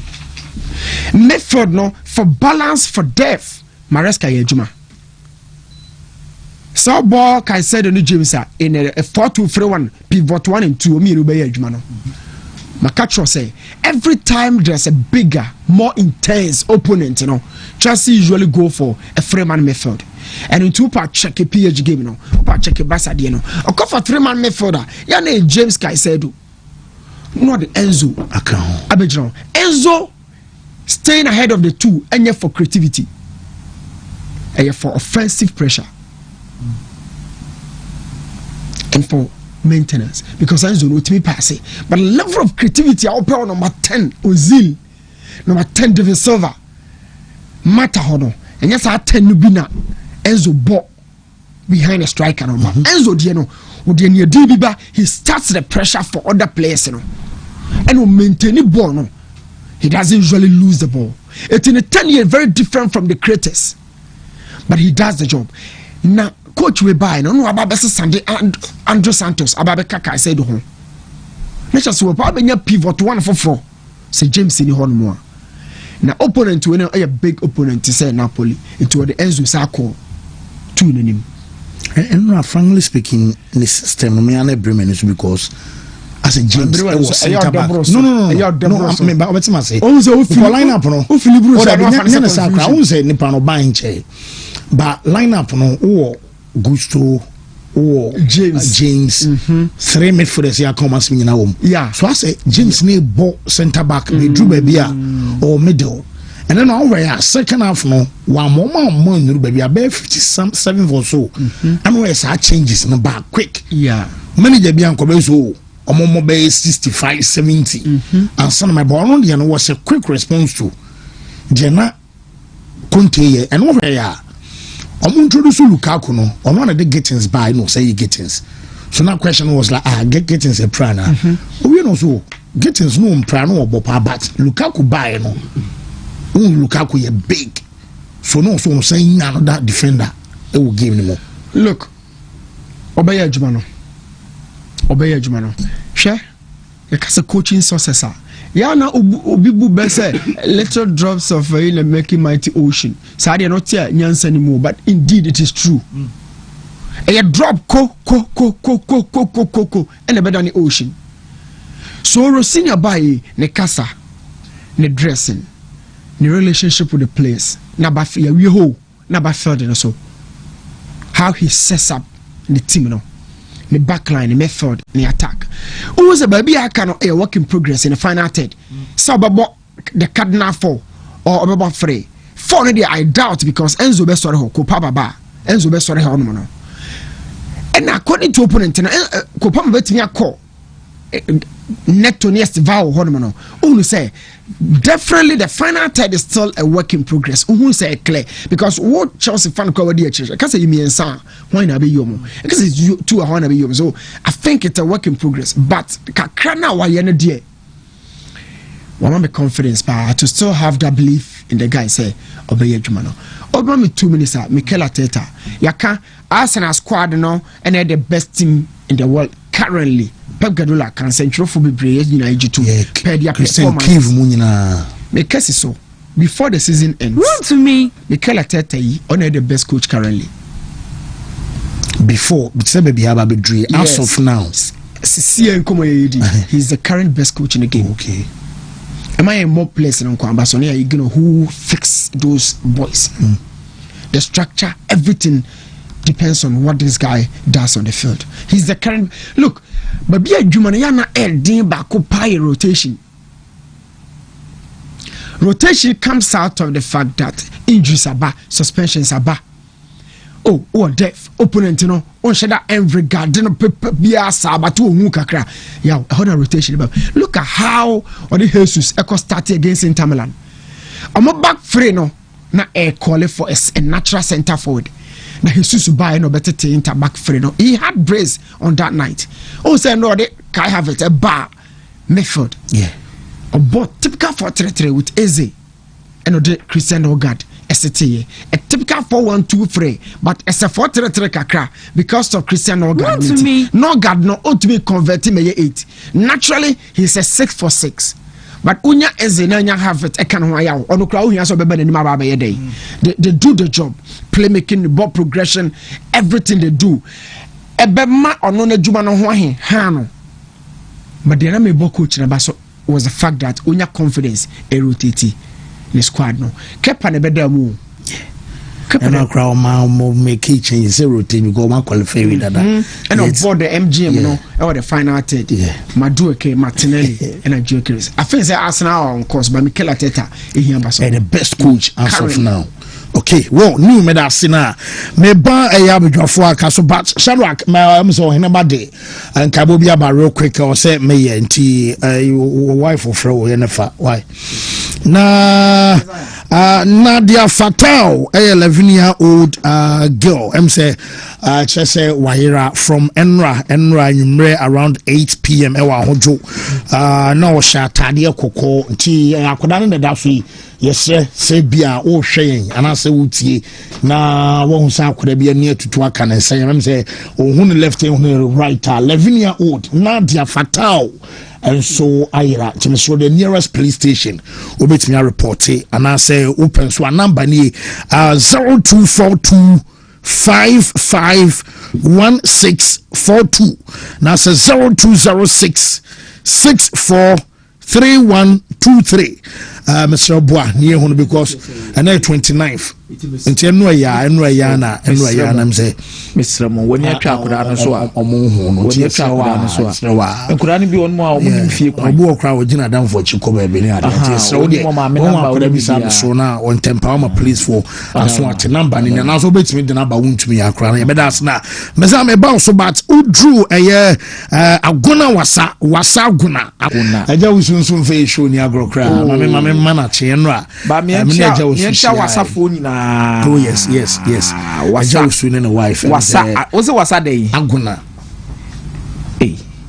eno no wo hemfa no Ghana side me wasa western ti wasa aguna say wasa sraha ani ho wasa aguna wana ne shadra ko sraha na me shadra ko sraha na wo ne shadra ko no na say bronya time na mo ga so me di bronya no wa so say bronya de woni twa sika bush Sikawe bush ti yenkweja ayebedi kuma after show yenkosoe Alfred so wasa japa okay me nchi Alfred so wo hono se momusu dempia no mo kan ho mutie kama oh na de Alfred be broja new near Chilbia or more from Tafutu Asafo, from Asafo to Ashtown, from Ashtown to Bantama. Ubibia, a Dobibia said. Interestingly, the Champions League group phase in Akwakugu. And you want to bring the free mobile, addition, we bring the free mobile. Now, the highlight of it is definitely going to be about how Jose Mourinho's Benfica defeated Real Madrid. Another one so beto aso Antonio Conte, the curse of the Champions League. That's also one in Dinechi. Maybe obefa bia ebono ho etare no ho ohunu kwa obefa so betimi ate free no. Na moment me the table na me ahwade bi kakra bi obi ahode ne be bia na obi asiti gina ne kwan bi betimi afa so qualify. They are impressive ones and they are ones that needs concern and they are ones that gives you hope for the next round of the competition. But wahwe table ni mu din a o check ya top 8 no English teams mako 5 in wom baako from Germany, Italian team bien one ma wom. So betting us at the table now, Maya, you really understand in command. No, didn't be a year afa. Mo table, no Champions League table, no more fair no my. So it will take me back to the press conference before the game between Paris Saint-Germain and Newcastle. Nigeria journalists, they say Omaga Tuba na meboa. Aha. Oko press conference ni bi no Kobusa Anthony Gordon say, what is the difference between the English Premier League and the Champions League? Because when we say English teams never Champions League afi we na, yeah, omo performances no was so. In the other countries, no more clubs never the Champions League no. Now Anthony Gordon responded to it to say, and you say English Premier League ni kuta talent papa. And I say, yeah, mukuta quality in different leagues, no. The difference in say in the Premier League is all about pace and power. Then more about physical duels. My pim way, we need duels. It's all about winning the duels. But when you come to the Champions League and you meet certain teams, it's all about opening up, yeah, and showing your technical ability to win games. So clearly, it should tell you about why are the Premier League in terms of developing players. To a certain extent, a bit me body into world bestness and your money any frequent to say other leagues. Because when you play in the Premier League, and also what more they know physical levels, you need to kanja every single thing about your technical quality. So it is no surprising say most of these English teams are translating that kind of fitness into the Champions League. And when the PSG in Newcastle give me a crabby yow, you could see pace and power sit in mid blocks, hit them on counter attacks. The individual draws will feel no. Jolinton one boys needed on one one ma Vitinha mutitigu because I'm wording. So all the 5 English teams in Ninano look at the winning duels going into games, and they've been able to secure 5 slots. Yeah, and the probability say next season, the Champions League now you an English team or toss of fit to be qualifying. It was so check the table it is already there. So the first thing is, I think the English teams have definitely showed themselves to say on performance up there. Then on our pick here, there is nothing to speak about us now. I can't want to say that I won't say it again.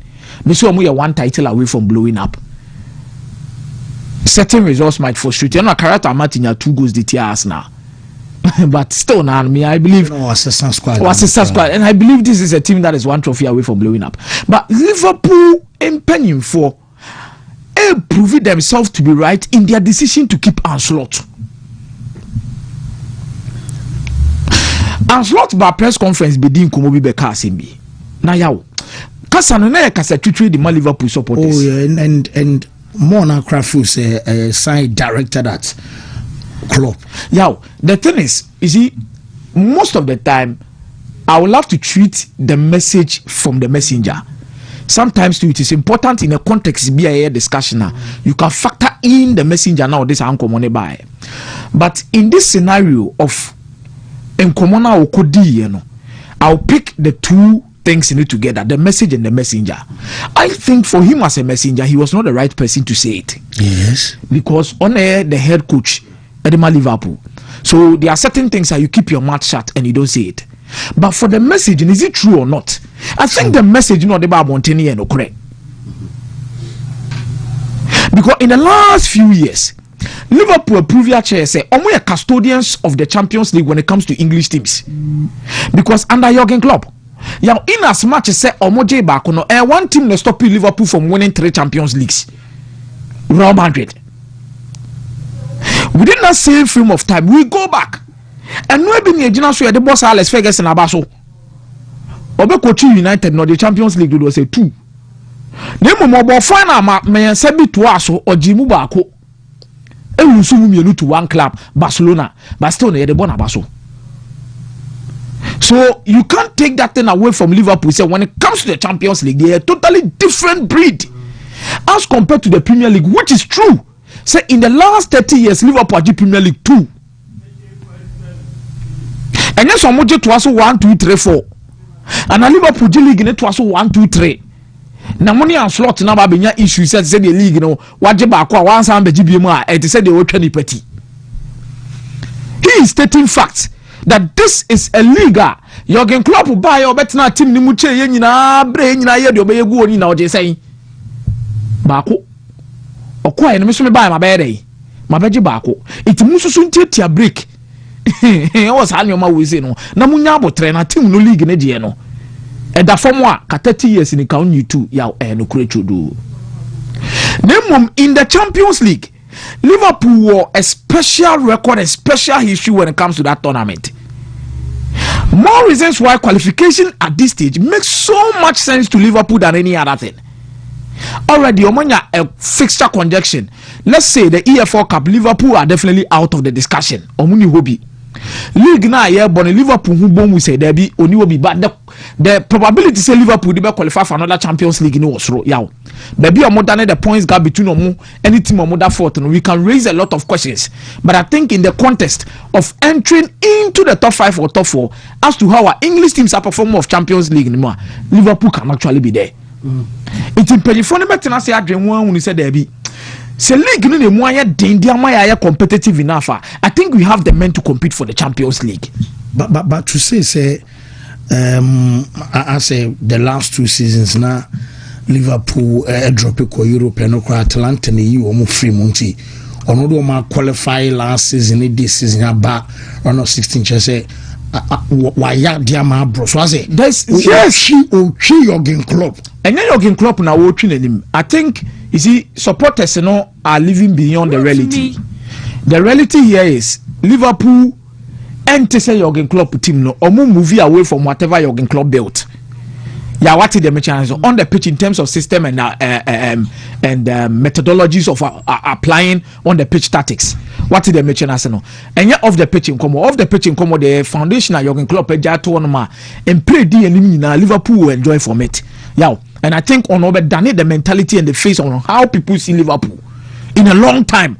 Jurgen Klopp there, he's a master. There's no way I'm taking anything away from Jurgen Klopp and what he has done for Liverpool. Absolutely great tenure. So Liverpool team. But the reality is, this is a team. One they are in transition, especially when they've sold one of their most creative players in the setup. In the shape of Alexander Trent-Arnold. Onone kwaye no affected team ni affected our best player in the team because player ba kwa no supply our best player our team ni pa Trent Arnold no na ja kwa masala ye dey struggle kakra Robertson nya bimbo waton Luis Diaz last season o mo 13 league goals for the gap team replace set goals na Diego Jota nya me fa ne kransie ye the quality Diego Jota offered last season abra na Liverpool beji league no bi o bi ana. Liverpool are moving from relying on their fullbacks and wingers for creativity to now playing with a central attacking midfielder for creativity. As a Florian Wirtz and yeah. So they are moving away from those things gradually. So it is more about Ancelotti changing this team to be his own team. It is a reality now. There are certain things I'll be taking a break kakra. And we say Debbie, coach, we better say Liverpool be in the middle of the season unless we season no. A big thing because see, there na ujina so dia pamono. But in the Premier League, say performances and results now, do you still think so? Bet me hold you on Jumay. If you should play the final of the Champions League or win the Champions League, as I'm come win in Abedan chair, baby. Is it means Leicester say the most important trophy the man Liverpool this season here the Champions League? Of course, because that is what is realistic. It's in America said here reality, and you know how you assume a lot of things. Onye Champions League ni kukura enkomo bia ye di bia so atwa ana slot nko ana onko Liverpool 400 million de akwaje Champions League dia na be yaw ana mama 3 teams enra me say bought Champions League no new stadium in the last 20 years o magia omo ye miensa Real Madrid, Liverpool, Chelsea omo ye 3. And Liverpool, when they are having bad league seasons, or move more Champions League, more hard drink, or more hard drink season will be because Liverpool in the league where the na nyoma nkoye na masa dodo na moto so seke mot or more hard drink. Me one person teams or more history with the Champions League, perform more Champions League more. I become worried for other teams who doesn't have that kind of royalty. The Champions League royalty ayebui ekuta Real Madrid, ekuta AC Milan, ekuta Bayern Munich, and ekuta Liverpool. That is what we call the Champions League royalty. Omomudi echeni na 5-4-3, 5-4-3, 2-1, 5-4-3, 2-1. Sir. But Champions League royalty in the last 10 years, Liverpool above final do say, Real Madrid above final do say. So this is the Champions League royalty teams we are talking about. So when they start performing in the Champions League, I have absolutely zero doubt. Somebody had dream or competition him. It's not a Jumano or that's where they. Because Liverpool believe they can have a snapshot at the trophy. I'm not saying so Marco J. Nembum omu a hard dream. Wow, can we be now we are careful. And they've made a statement. Now I think for Chelsea's win against Napoli was a statement resource. How? In the Champions League. You see, Liam Befe Jumano, and Komu be a do who be an say a Jumano be anything, which ya me to me bring kumri kanten temun ko dia ni mu se afade amaro senior dabi minkas asem ne se afade amaro gidi. That is why we have something we call new manager bounce. It's important to understand times and seasons when it comes to coaches no madwuma omoye ya obelusu games heavily. We are Chelsea nya fashion trim. He will lose certain games heavily. Obelusu games be heavily. But the reason why I'm saying it's a statement results for yesterday is a Chelsea ako Italy mako 9 times. No man win bako. AC Milan win ya omoko ya omoko share omo de buy so bekai. Now you can say Atalanta de omoko lose. Atalanta de omoko lose de buy. Now he goes there and wakosha Napoli by 3-2. Number 2, Napoli no atena fie for 2 years. Ya obi ko onum bia no abono. Obi ko onum bia no ahye no. Chelsea akohonum after say Napoli taking the lead by 2-1. Chelsea abedane na be 3-2. I think Chelsea tactically they were so much compact and dominated the game off the ball than to say the Napoli here. They forced Napoli to dominate possession by playing sideways passes more. It's a game nowhere. Now usually Spinazzola, Di Lorenzo, Spinazzola, and a contention. Even when there is a true pass to Rasmus Højlund, they need to go alongside someone to space or wings. So no Jimmy cannot their call. The central zone, Lobotka estate kakra not dominating play ni kakra. But at the end of the day, Oye changes be as early as the second half. Introduce Kopama, move Estevao to the right wing, Andre Santos and Moises Caicedo at the middle of the park, having Enzo Fernandez also in the game, tracking Lobotka. This is what you call a proactive coach. He thought about the situation, knew the weakness of Napoli team. They said, more injured players. Yeah, so we Lobotka this got to McTominay from one. Yes. So let me capitalize on their weakness in terms of lack of quality on the bench with their midfield. Overload in the midfield, bring in a proper centre back. Let's dominate and create chances and score. And yeah, that is what he did perfectly well. And they stood up. And I think for Robert Sanchez, performance, maybe I make a performance and it goes through. Oh, you mean on about what finance? Then I didn't have a blame found. Sanchez, I am not blaming about what I'm trying to say is good night. But for now, there is a consistency. Let me say Real Madrid for Mushia Trubin Bia or Mumon Paying so. Trubin, how the amount. I say, nay, from what's what it woman on the you go back to 2020. Yeah. Champions League. Home and away, not Dama Shakhtar. Yeah. First leg, almost Real Madrid 2-0. Yes, almost Real Madrid 2-0. So making the debut was first leg in the crown of making the debut. Almost Real Madrid by 3-2. Stepanenko Mone Tete. Shakhtar Donetsk so abako. Tyson mo. One be here Juma Douglas Costa. Oh Brazil for no. What the Brazil for more na no ma be see account. Almost Real Madrid 3-2. The return leg in December. Almost Real Madrid 2-0. And Real Madrid the here draw. When you red card. Omo pekwa true been there for ya. Wo mamemra Mike so na Mike emfa ne de mra Mike inti we. I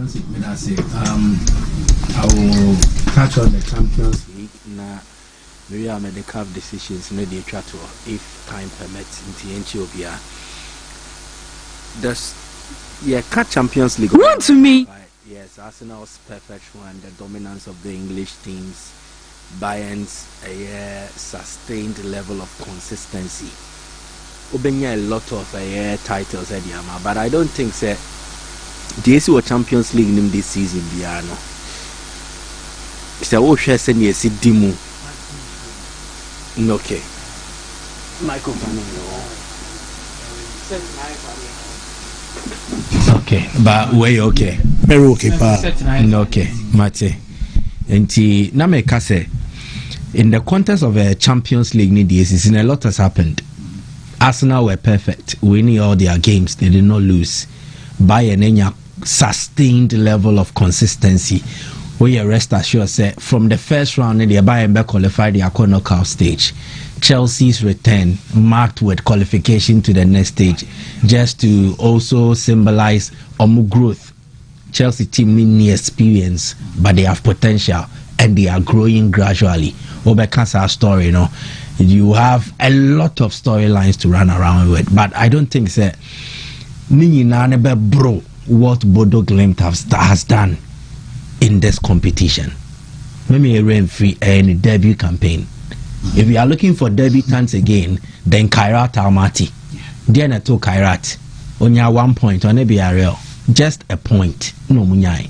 So making your debut in the Champions League alone does not guarantee any level of success. But again, you need a plan, you need a strategy, and you need to make it work. And that is the story of Bodo. And the team is emulating the town. The town also went through a period. It collapsed because World War II time, German foreigner to bomb at the Bodo town. It collapsed over 700 buildings. It affected over 3,500 people. And in fact, the current population of Bodo is 54,000 and 60,000 and poor. So if 3,500 people are affected, it should tell you the devastating effect of Musaphaya from that World War II bombing on Musaphaya. But they rebuilt the town. Somewhere 2020, they by 2025. UEFA Europe say Bodo is one of the cultural capitals of Europe continent. A town that suffered bombing, recovered, rebuilt, and then they are now prominent in their own way. The team, Bodo team from 1900 something they are over 100 years old. But Omenya ups and downs until it got to the stage where they said enough is enough. We need to do it our way. Vamate. This is the approach. So they had a plan and they followed through consistently. Shadrach Mbwaya made a picture be sending when Bodo qualified for the Norwegian top flight, Omo returning to the top flight in 2017. This is the message they sent. Bodo Glimt are qualified from the Obos Ligaen about the Elite Serien in 2018. Watch out. Watch out. We are seeing them now.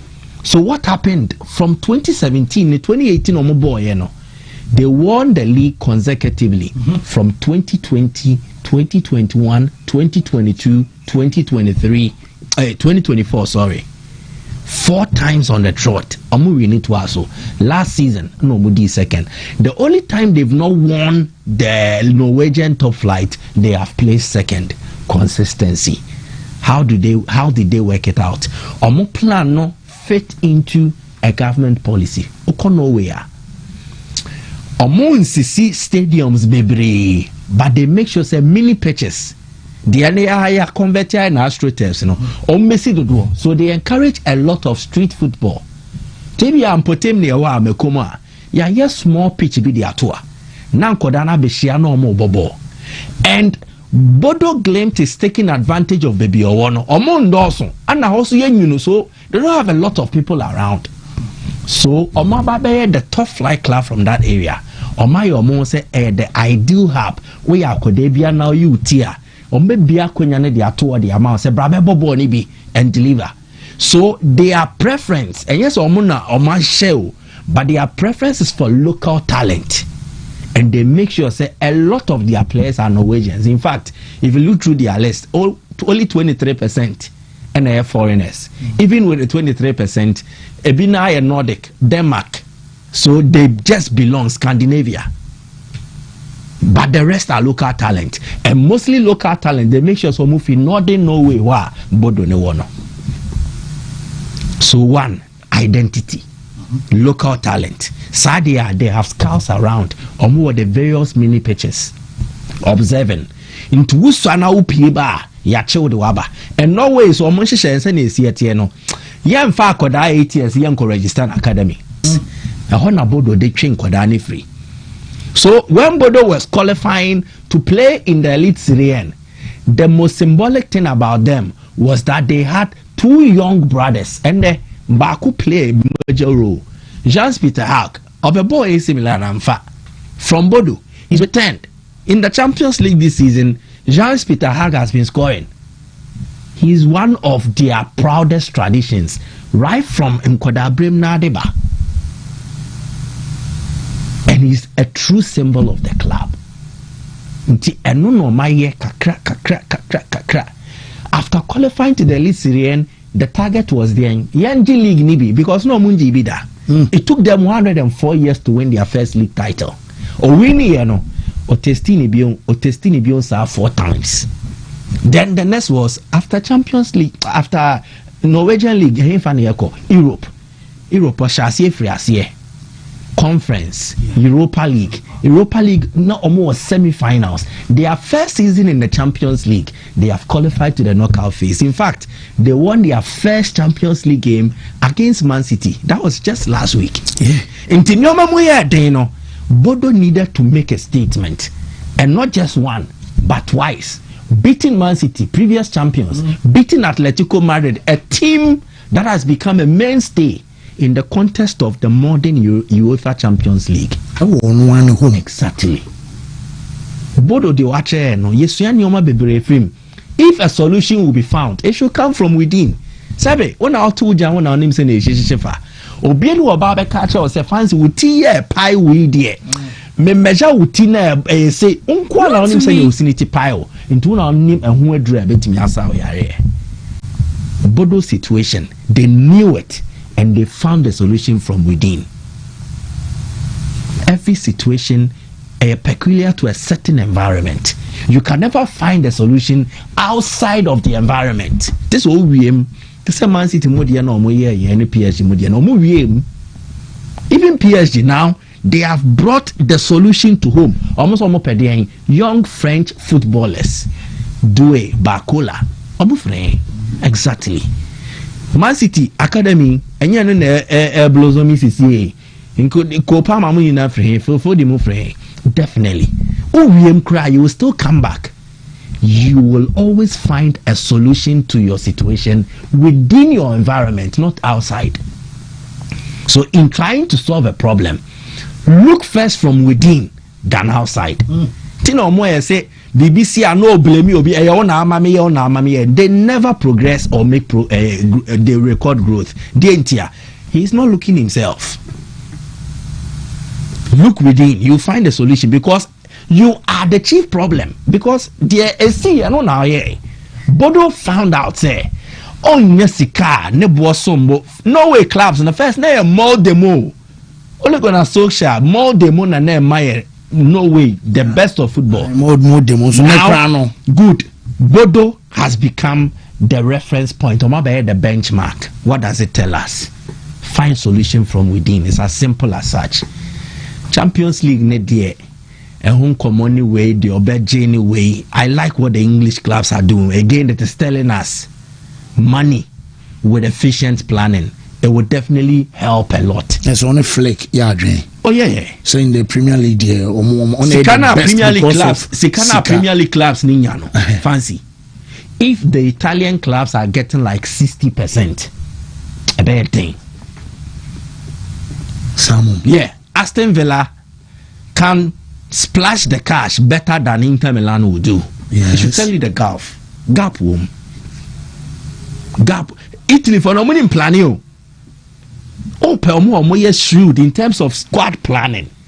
It is Inter Milan. Italy. Juventus. Beppe Marotta and Antonio Conte and Sana say yes. Massimo Allegri could take over. Look at the consistent years of squad building. Players of every Patrice Evra, that time we free Man U, Carlos Tevez, Andrea Pirlo. They assembled a core group, and it was the foundation of building on for repetitive success. The Bobo Champions League finals near there. Manjukic muni omukofo mufne. Again, the same Beppe Marotta. Inter Milan team here, it was built from somewhere. All building, not only the Piero Ausilio on, not Piero Ausilio. And then Marotta is no longer in charge of day to day. He's at the top office now, but Ausilio has taken over. Into Italy for they know how to build squads. What of La Liga? Sanka La Liga no La Liga named Sheda way because La Liga, I think it is the prestige of the clubs and the allure. How the clubs are appealing. Madrid, Barcelona, there is no way they will miss out on building with stars. Ayomusu. It's different from if you are Madrid, only Madrid sporting director. Opening why they build a squad? Florentino exactly, that's the approach. Barcelona again, the president will always be supreme than the sporting director. In Italy, the sporting directors build.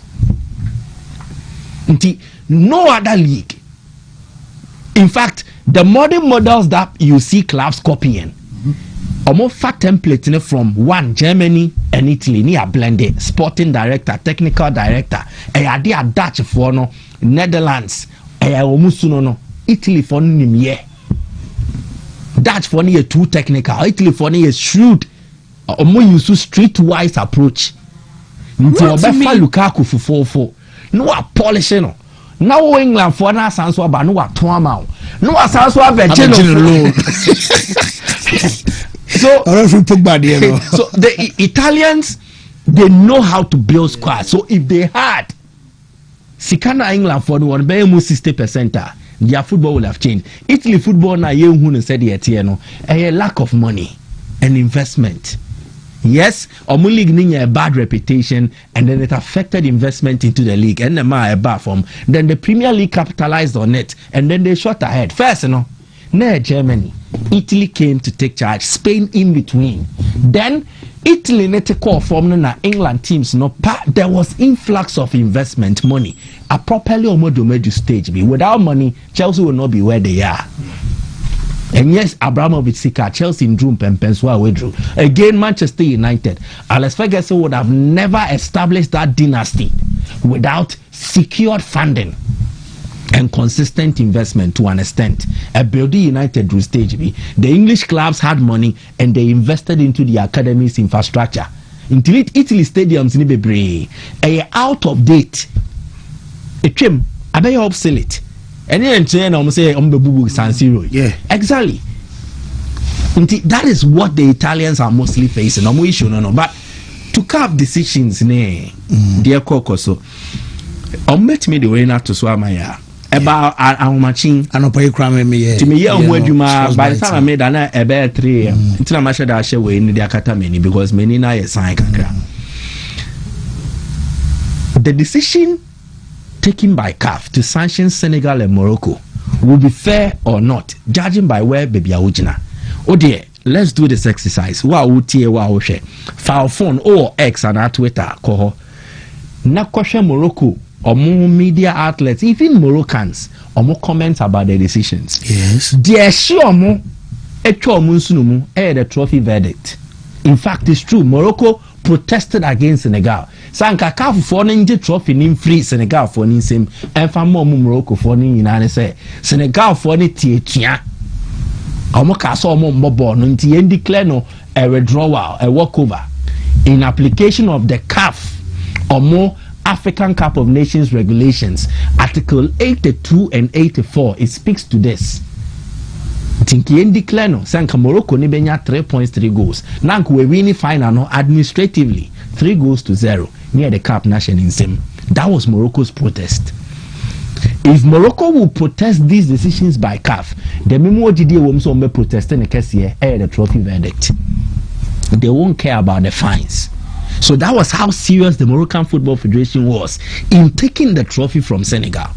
But then again, the technical explanation is Senegal, yes, at a point in time, decided against playing, but they rescinded on the decision and returned to play. So you complete game, no.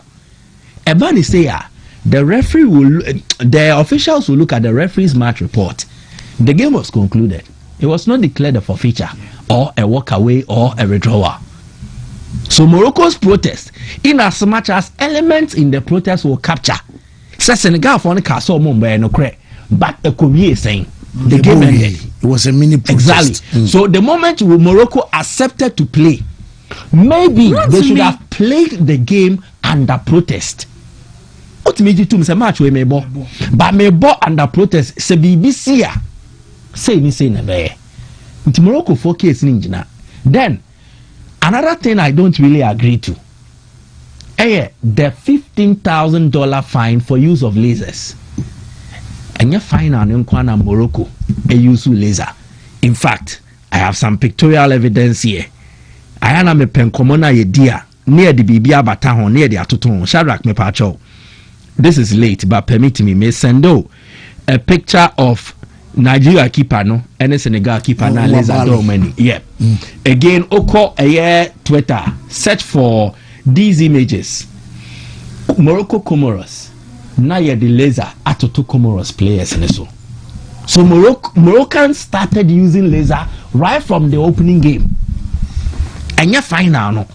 So if CAF fines Morocco $15,000 for using laser just in the final, because Osha verdict now or see in the aforementioned match, then what happens to the previous infractions at Morocco? Yeah, because I was present. Me was stadium ano. Yerim na ye search Algeria, Tunisia, Egypt for ye search o mo bag mu. Eyi pyrotechnics ni lasers e free. But Morocco for the na. So how did the Moroccans sneak this same bad object into the stadium and use it? So on the Americano. So it looks like a too stiff a sanction, and it is not any sanction that a bit deter others from engaging in it. Because me Algeria, me Egypt, me Tunisia, and I'm share Morocco for use I didn't name 15,000. And they yes to be exactly the permanent shows Morocco they be these fines never come. Oh, they be come for Saibari and Sefatasi a man 3 match, but okay, any. And you listen to that domain. Except for see a Masai Barry 3 match, no. Akimi again, he acted out of ignorance. No name the cause. I'm catching see the tau netri tubi to him free so. Man 2 matches are 1 match is suspended. For Senegal, a whole beyond a mesansuba. All the sanctions meted out to Senegal, many of my dream but one. The misbehavior of the Senegalese fans. We need to break it into 2 and explain. 1, the Senegal fans, just a fine of $300,000 and enough. It means CAF is encouraging violence. Our master stadium, many stadium, somebody collapse here, then about 2 sidelines are here, try to resuscitate the person. My name's Wewu, and now Wewu, I don't know. But that is the extent, the degree of violence as Senegalese fans are more engaging in. They posed a danger to human life. 1, they destroyed stadium property at will. 2, and they were a nuisance to the atmosphere. 3, $300,000 fine does not solve the issue. Maybe $100,000. And solve the issue because there were videos and pictures of these fans there. And in fact, this AFCON Totikita, you use a fan ID. And there is a document, data to back fan beer or bar stadium on this seat allocation. So when you back so CAF should have insisted, said the Senegalese Football Federation, and producing fans, and way more, they were a group. different from maybe I met France, met England, met Senegal, and I'm out ticket where a recognized group. So CAF should have probed further to find out individuals or yes, sir. At least they might have a case or make money by Yanchi or Mason. Aside the fine, there should have been bans. Hakimi money or suspend you. Why are the fans allowed to go scot-free when they cause this? Because Morocco for no so yes some retaliate or more chemo. Exactly. And why have they been allowed to go? Yes, yente say ya ban fan be anaya you be after ye janasa and he said $300,000. How? Where do we go from here? Minim said make what you say. Only football the any free more. This is also physical assault. Me say obi collapse. Omo butu obi mo collapse. This can be a criminal charge as well. Okay. So, CAF sanctions, yes, in football terms, it reasons a lot. But I think there is far more they could have done. They could have been more stiffer than the Omayeno. And I insist they should look into the fan misbehavior, find those culpable, and deal with them. Mate. Mike, me that say, yes, yamre ne Thursday nti yebeba o how so, and I yeba Sharak munya mi tunu ready mame na yem fansa na yaba so because from no nyumre by a post in socials no so ema wo hu say na no ya intakui em say enkwanya nko mo say na almost 4,000 seats. And a school for no, say almost say no. Tea, yabba so yabba bedin komona ya share other stories say make headlines now. Chimo na ya won say no ebesi akonti say my tune ready mo me nkwen na abedwa phone rem real quick na.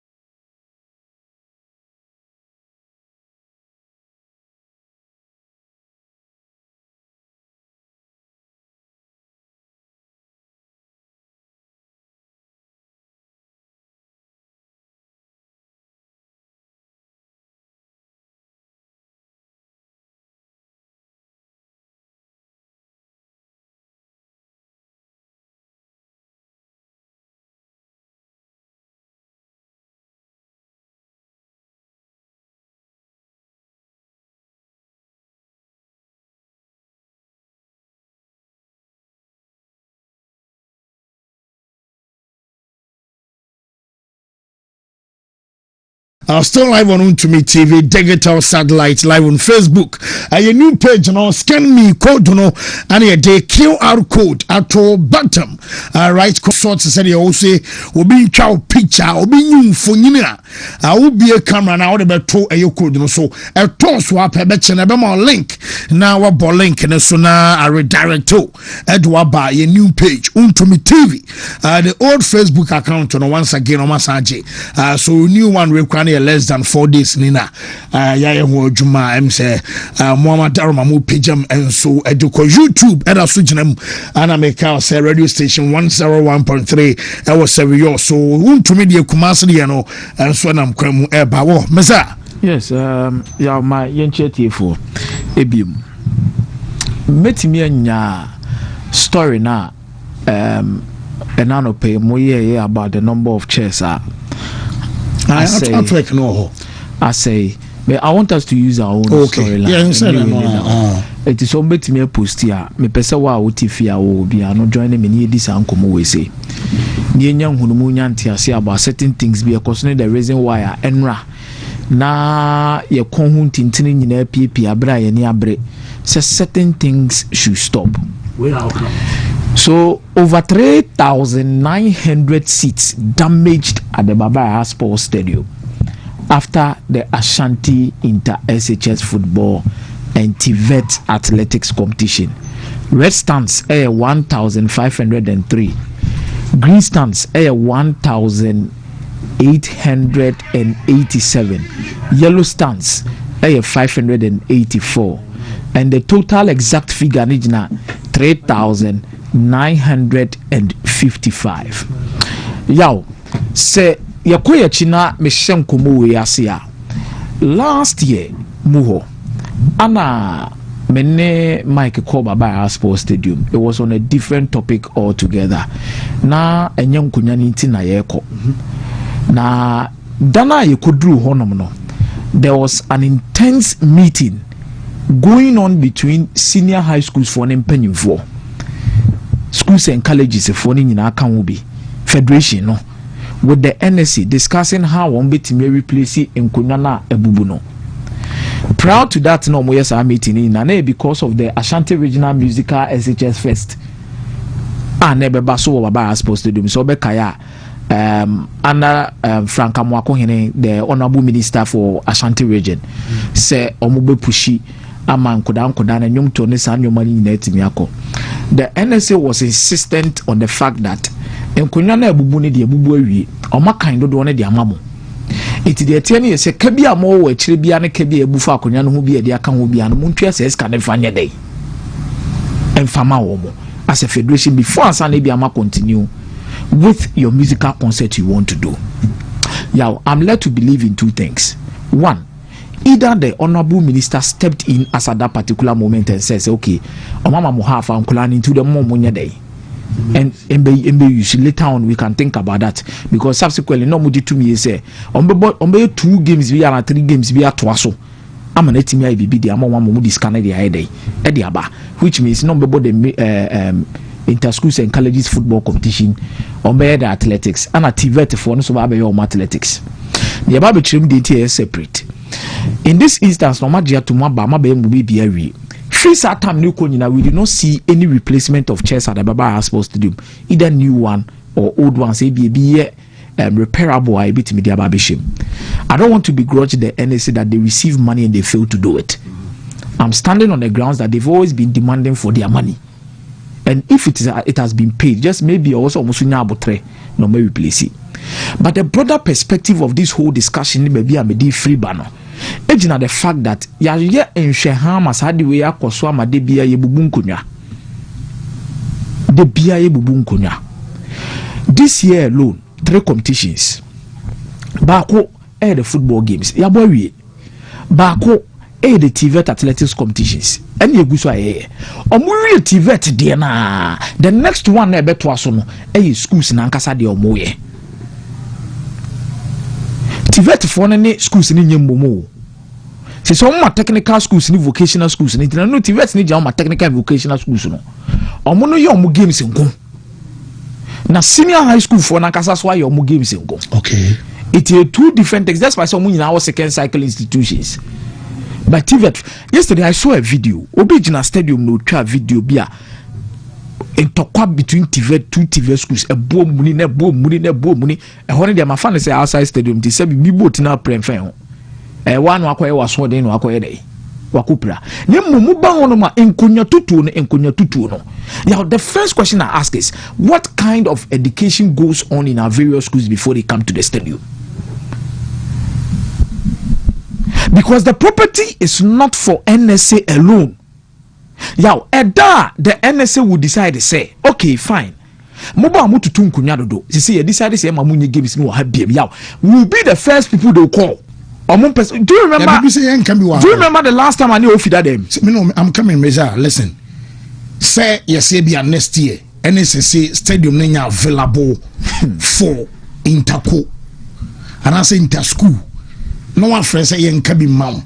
And the things they will start saying here, say now yesterday I would was a year approved, and I say qualify say the boy in national games. But who can try one who can a bomb by na yen bino. Who to tunkunya no wie near fan facility na ma wa o say yen can be mom. And the things they start to say here, say yaw the emotional blame game and a talent to schools mu. And ye German could have more talent, a baby park and a baby be a money. Because you will feed them. Yow.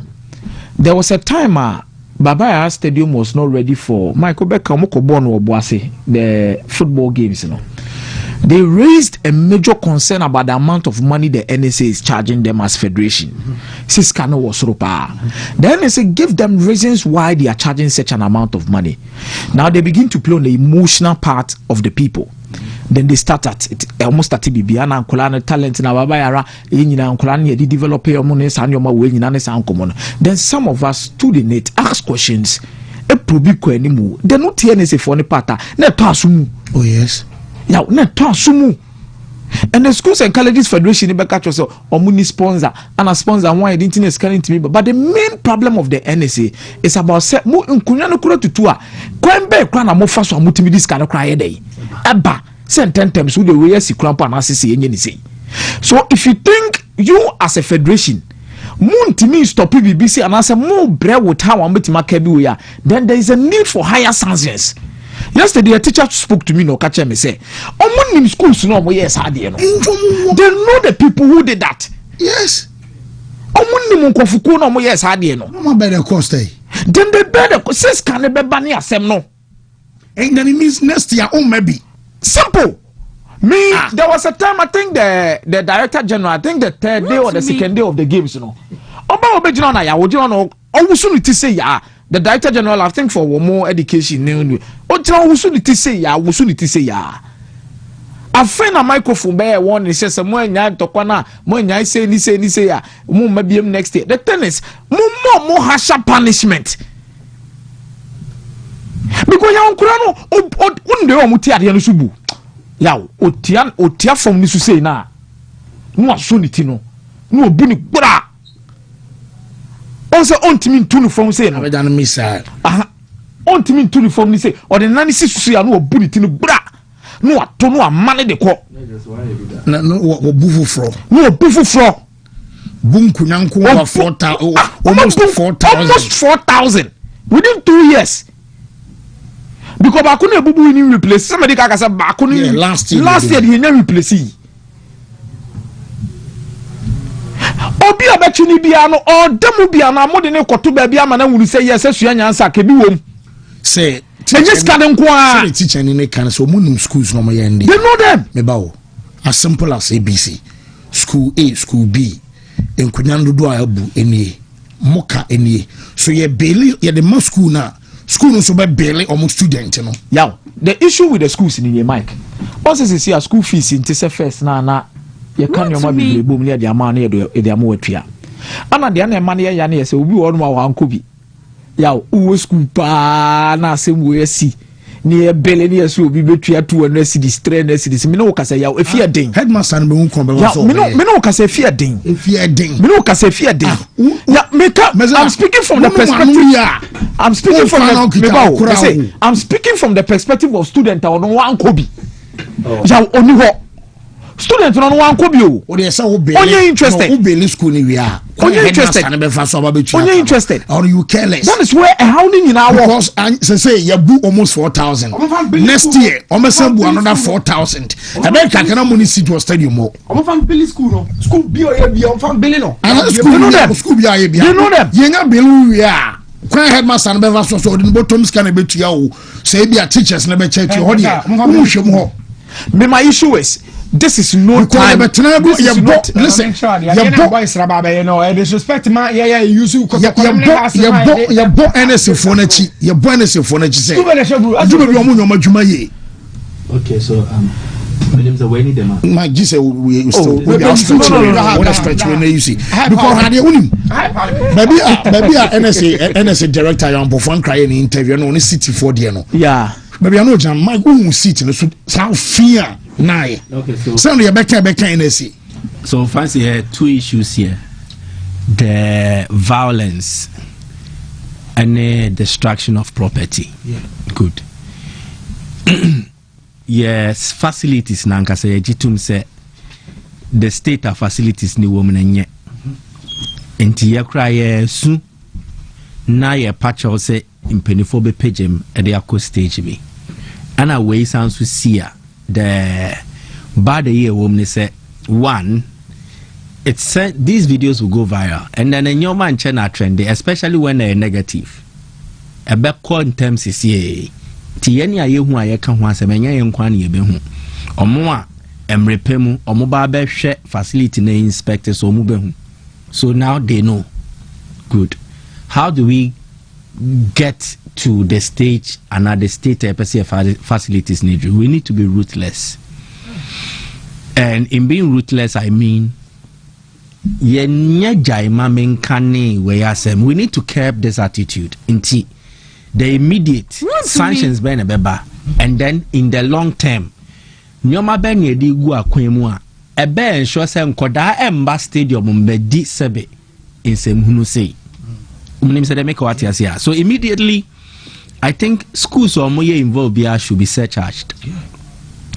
Na surcharge no ane de akumia emfa so baby and one baby. So far as you are in the school, meba omo school no, when they start to feel the impact of omo represent your stadium, they will tax them to be responsible. Omo ni momo. Omo didi nkomo. When they they say in Ayako school ni bida. We ko campus okobosti of ne bravado ne nyomehunu okokoye. Omo kopemba beba be recount omo de omo kodi nsem ba be kan omo de. So they know them, but they won't come out. Now when they start to feel the heat, then ubenya students ni bi omo da ne kasa ne kan snatch, but they will volunteer information to the authorities to deal with these guys. Mienu, a lot of these actions, and yet all of them there, a lot of them are engineered by the old students. All students need to be cobrim or lidi jama, some provocative, which is normal. But violence no be no. These kids, students, some of them are instigated or incited by all students. Yeah. Papa, I time pa. You see, Yaya Mohammed Gambo on Facebook I say, in our time in school, though we were engaged in some of these scuffles, but it was fun and friendly. I think now it's getting bloody and not funny anymore. So the authorities should sit up and nip this in the bud before it creates serious problems for us all. In fact, the any other three premper for Wontumi a T-row. Yes, almost saying still talk mujes in a too. These are things, almost cowboys. You get it?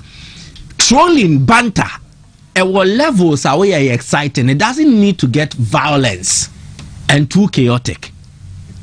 If the schools want to keep their students in check, they will need strict supervision.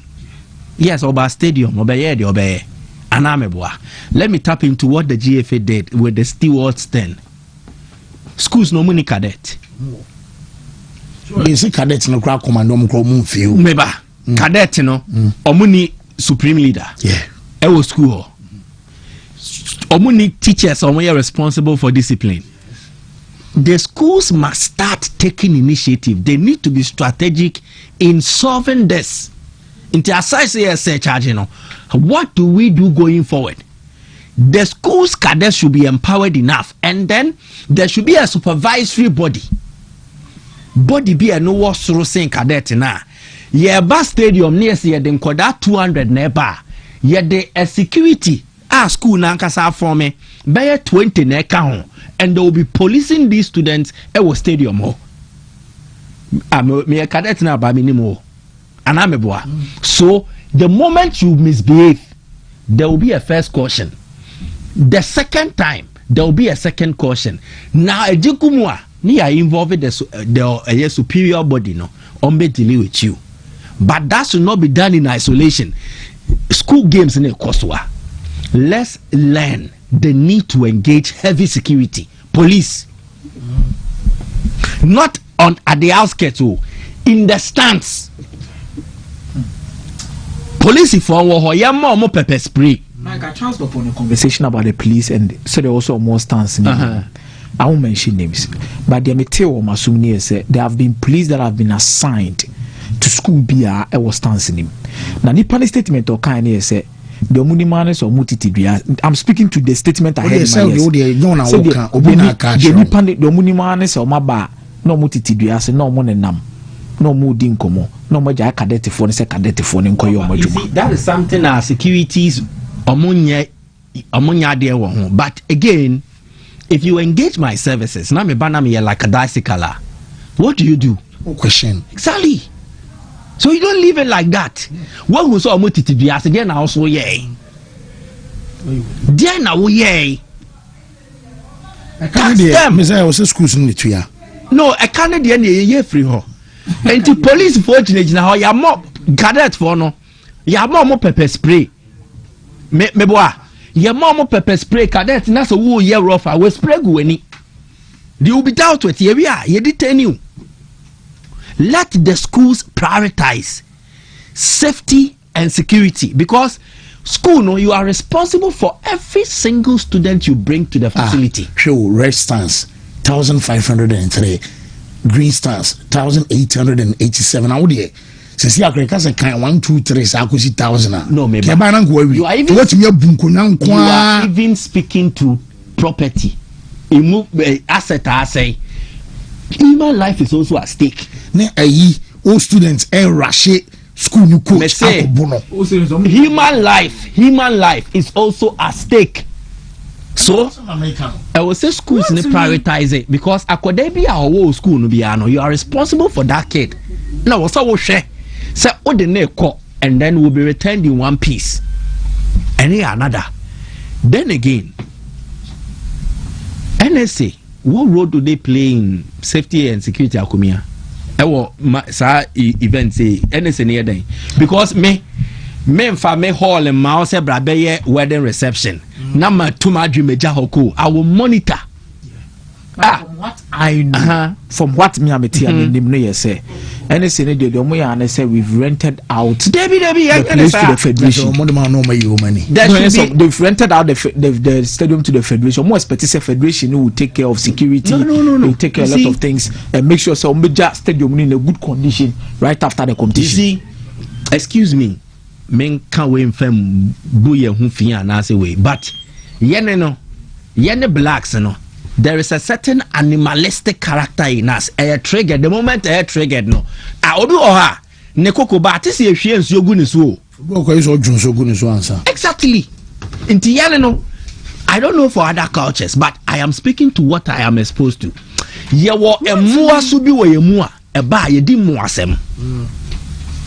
Enti se o jai ne se me de facility na ma enti hwe. You need to ensure check what has been the way forward. Surcharging is not the way forward. A part of the solution because you need to remedy the damage that has been caused. And here one, but surcharge we are at the end of the year to prevent a recurrence. Then are we here to prevent a reoccurrence? Then are we here? So I think Obia are complicit. All students, the schools, NSA, the schools and colleges federation, Obia are complicit. And until we sit down, dialogue and find feasible solutions, yes, Sovia the way that a age long, a canker. Yes, solving that. We won't solve it. Because twaso koso and when one or more graduate when one or more graduate yaba Premier League in Division 1 Division 2 matches. So if we want to stop hooliganism, this is also another way of doing that. Yeah, I think so. One of the major problems to a here say in Kulana San Beba Stadium no. Me am who be my chance opponent oh there be. On say almost starting on and yesterday never shall see you almost starting on TikTok and some of the now back video not the attack in the not the weapons a good change police for no about where TikTok no about school near you no about school needing wo yeba you know we school nyankasa or no body where yeba by TikTok you can't control it but the stadium teachers in the crown on Boakram, you cred, Mamma VIP. Anybody be a press, say, a charm of schools now.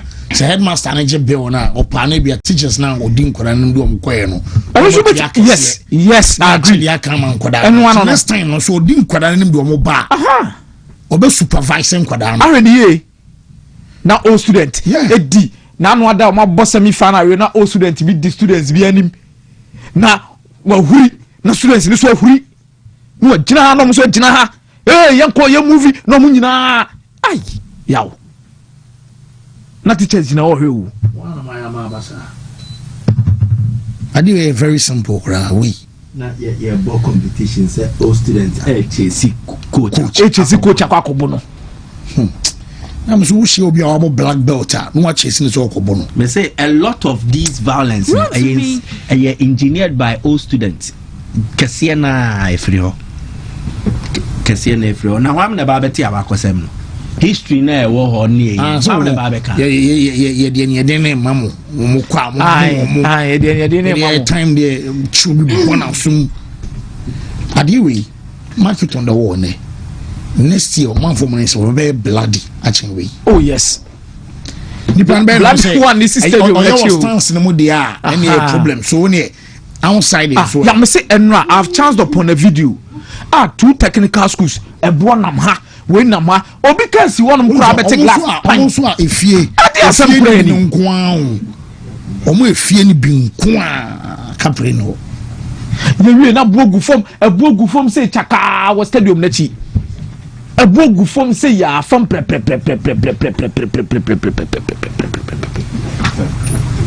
now if harsher sanctions are not meted out to Wemwa couple, I'll be very surprised.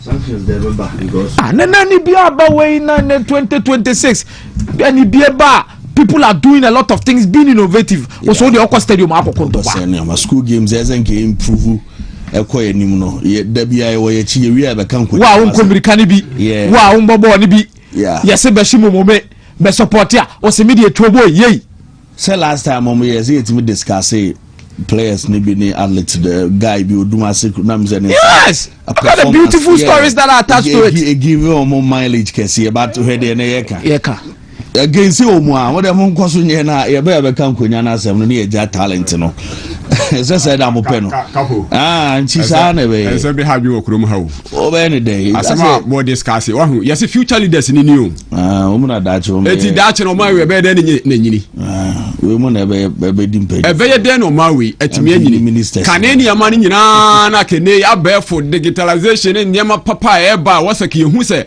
transformation ye adwuma no look at what is going on with these future leaders me yeah dia be we hope so of course then to you do na nko ya ma ya hwefo ya tiefo nyina akwa ba ne so e wo power mre so me se power mre de dru so a odofo ye apomudin mu sempa enkomopa ya utie bia e be ya adwuma pa ma ni